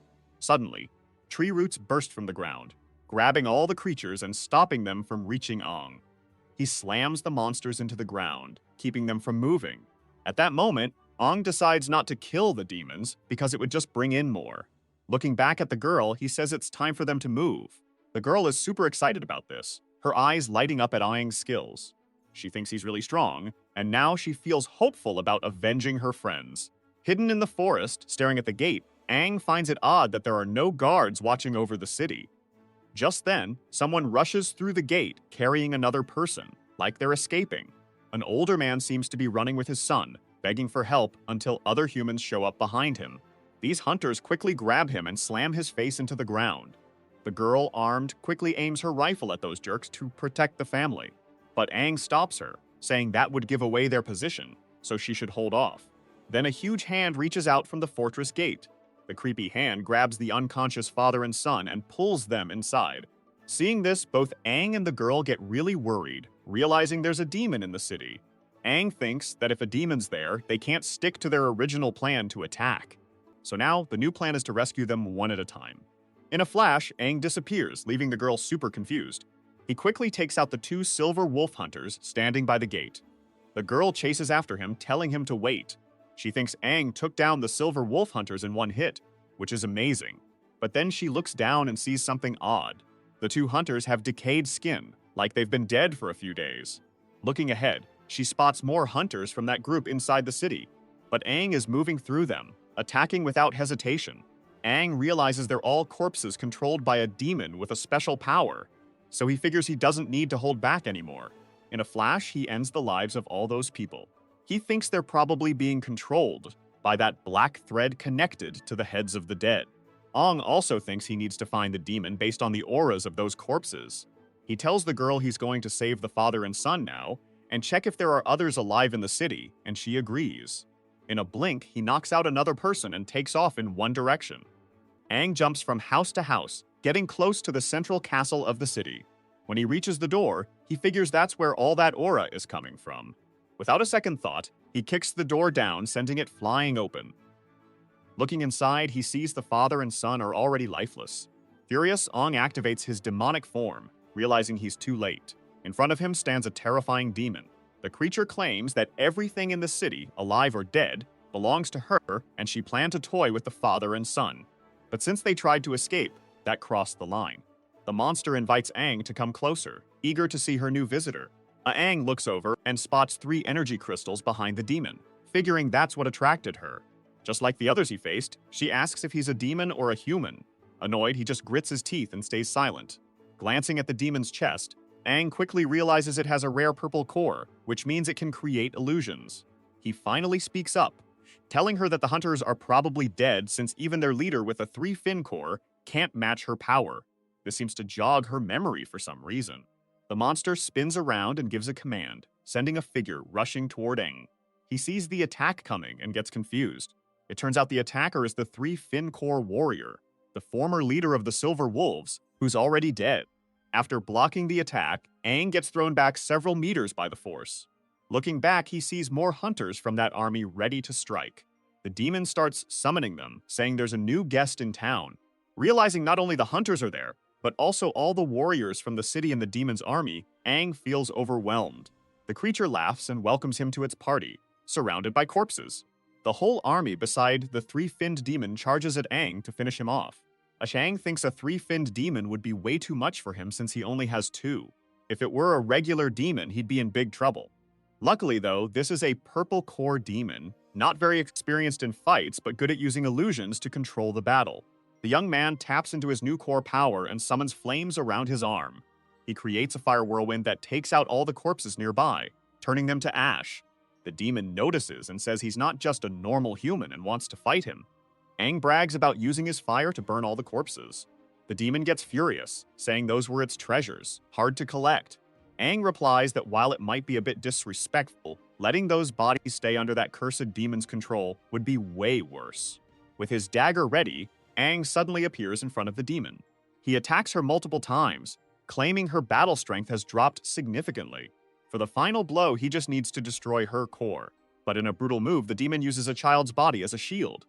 Aang hesitates, not wanting to hurt the kid. Sensing his hesitation, the demon lands a solid hit on Aang's stomach, sending him flying back. The demon tries to hit him again, but this time Aang dodges it.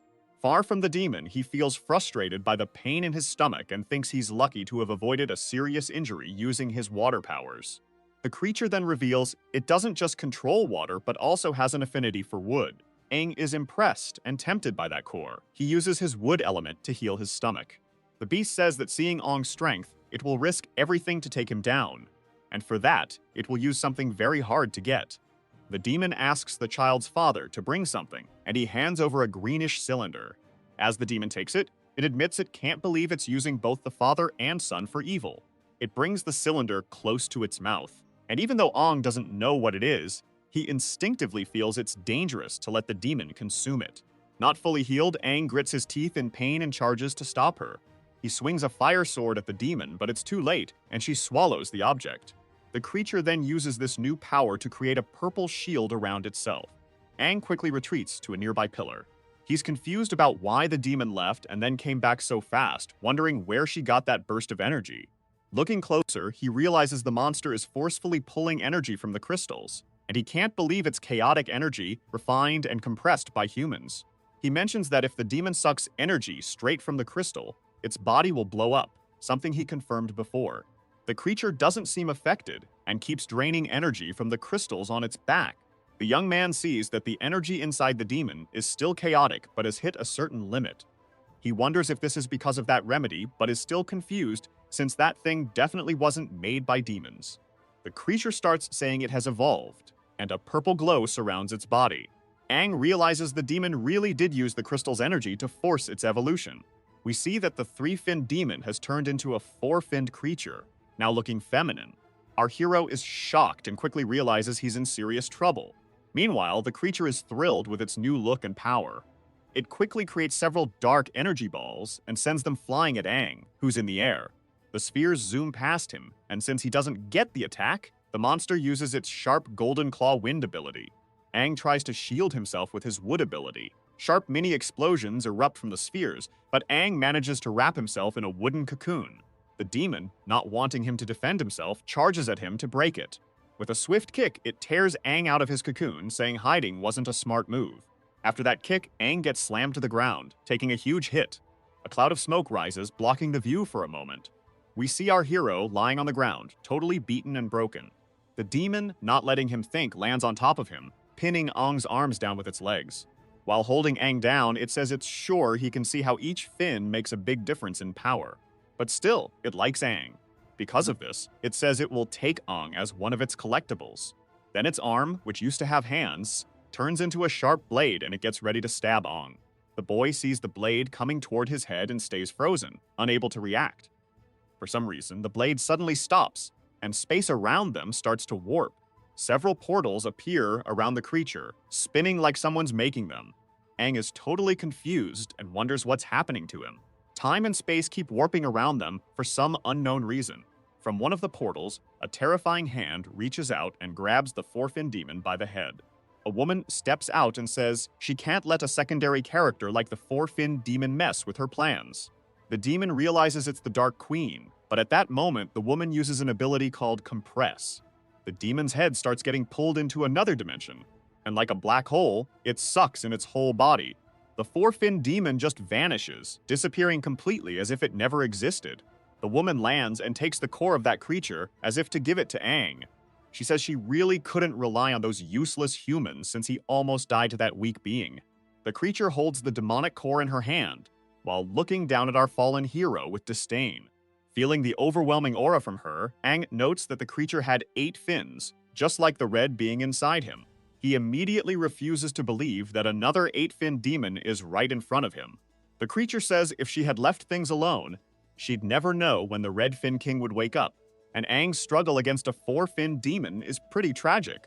Looking at him, she declares that humans really are an inferior race. The woman raises her finger and says she can't even believe that the boy is the strongest of humanity, given how slowly he's evolving. Annoyed by this, the unknown woman casts a spell to lift Aang's body into the air, as if getting ready to do something to him. She tells Aang to be a good boy and evolve into a 4-fin demon right away, or he won't survive stuff like this. She prepares to use the demonic core, and without hesitation forces it into Aang's chest with her spatial magic. The boy with that power gets thrown back and quickly drops to his knees. He thinks that crazy woman just shoved the 4-fin demon's core right into his chest without a second thought, and that's awful. But he knows if he skips the 3rd fin evolution and jumps straight to the 4th, things are gonna go wrong. His body starts reacting to the core, and Ong screams in pain as his veins bulge. He tells the demon he's about to explode since his chest can't handle that power anymore. The creature can't believe the kid is so weak he can't even absorb a 4-fin core. With his body ready to blow, he says he can't take it and is about to burst. Aang tells the woman to think of something to help him, and right then she uses the 8 spirit lock, trapping him in something like glass. The girl says she sealed him in and calls him human trash. The boy is squeezed by the space she created, and it feels like he's about to explode. At that moment, the Crimson 8-fin demon starts waking up, annoyed his rest was interrupted. Hearing his voice, the girl instantly realizes who it is and gets excited. The 8-fin demon takes over and starts dominating the rebellious 4-fin core. He asks if the Queen of the Obsidian Fin forgot what he taught her before. With ease, he breaks the shell around space-time and soon takes his usual form, breaking free from the girl's spell. So that's it for this video. If you don't want to miss the next part, hit the notification bell, and see you next time on Tav's channel.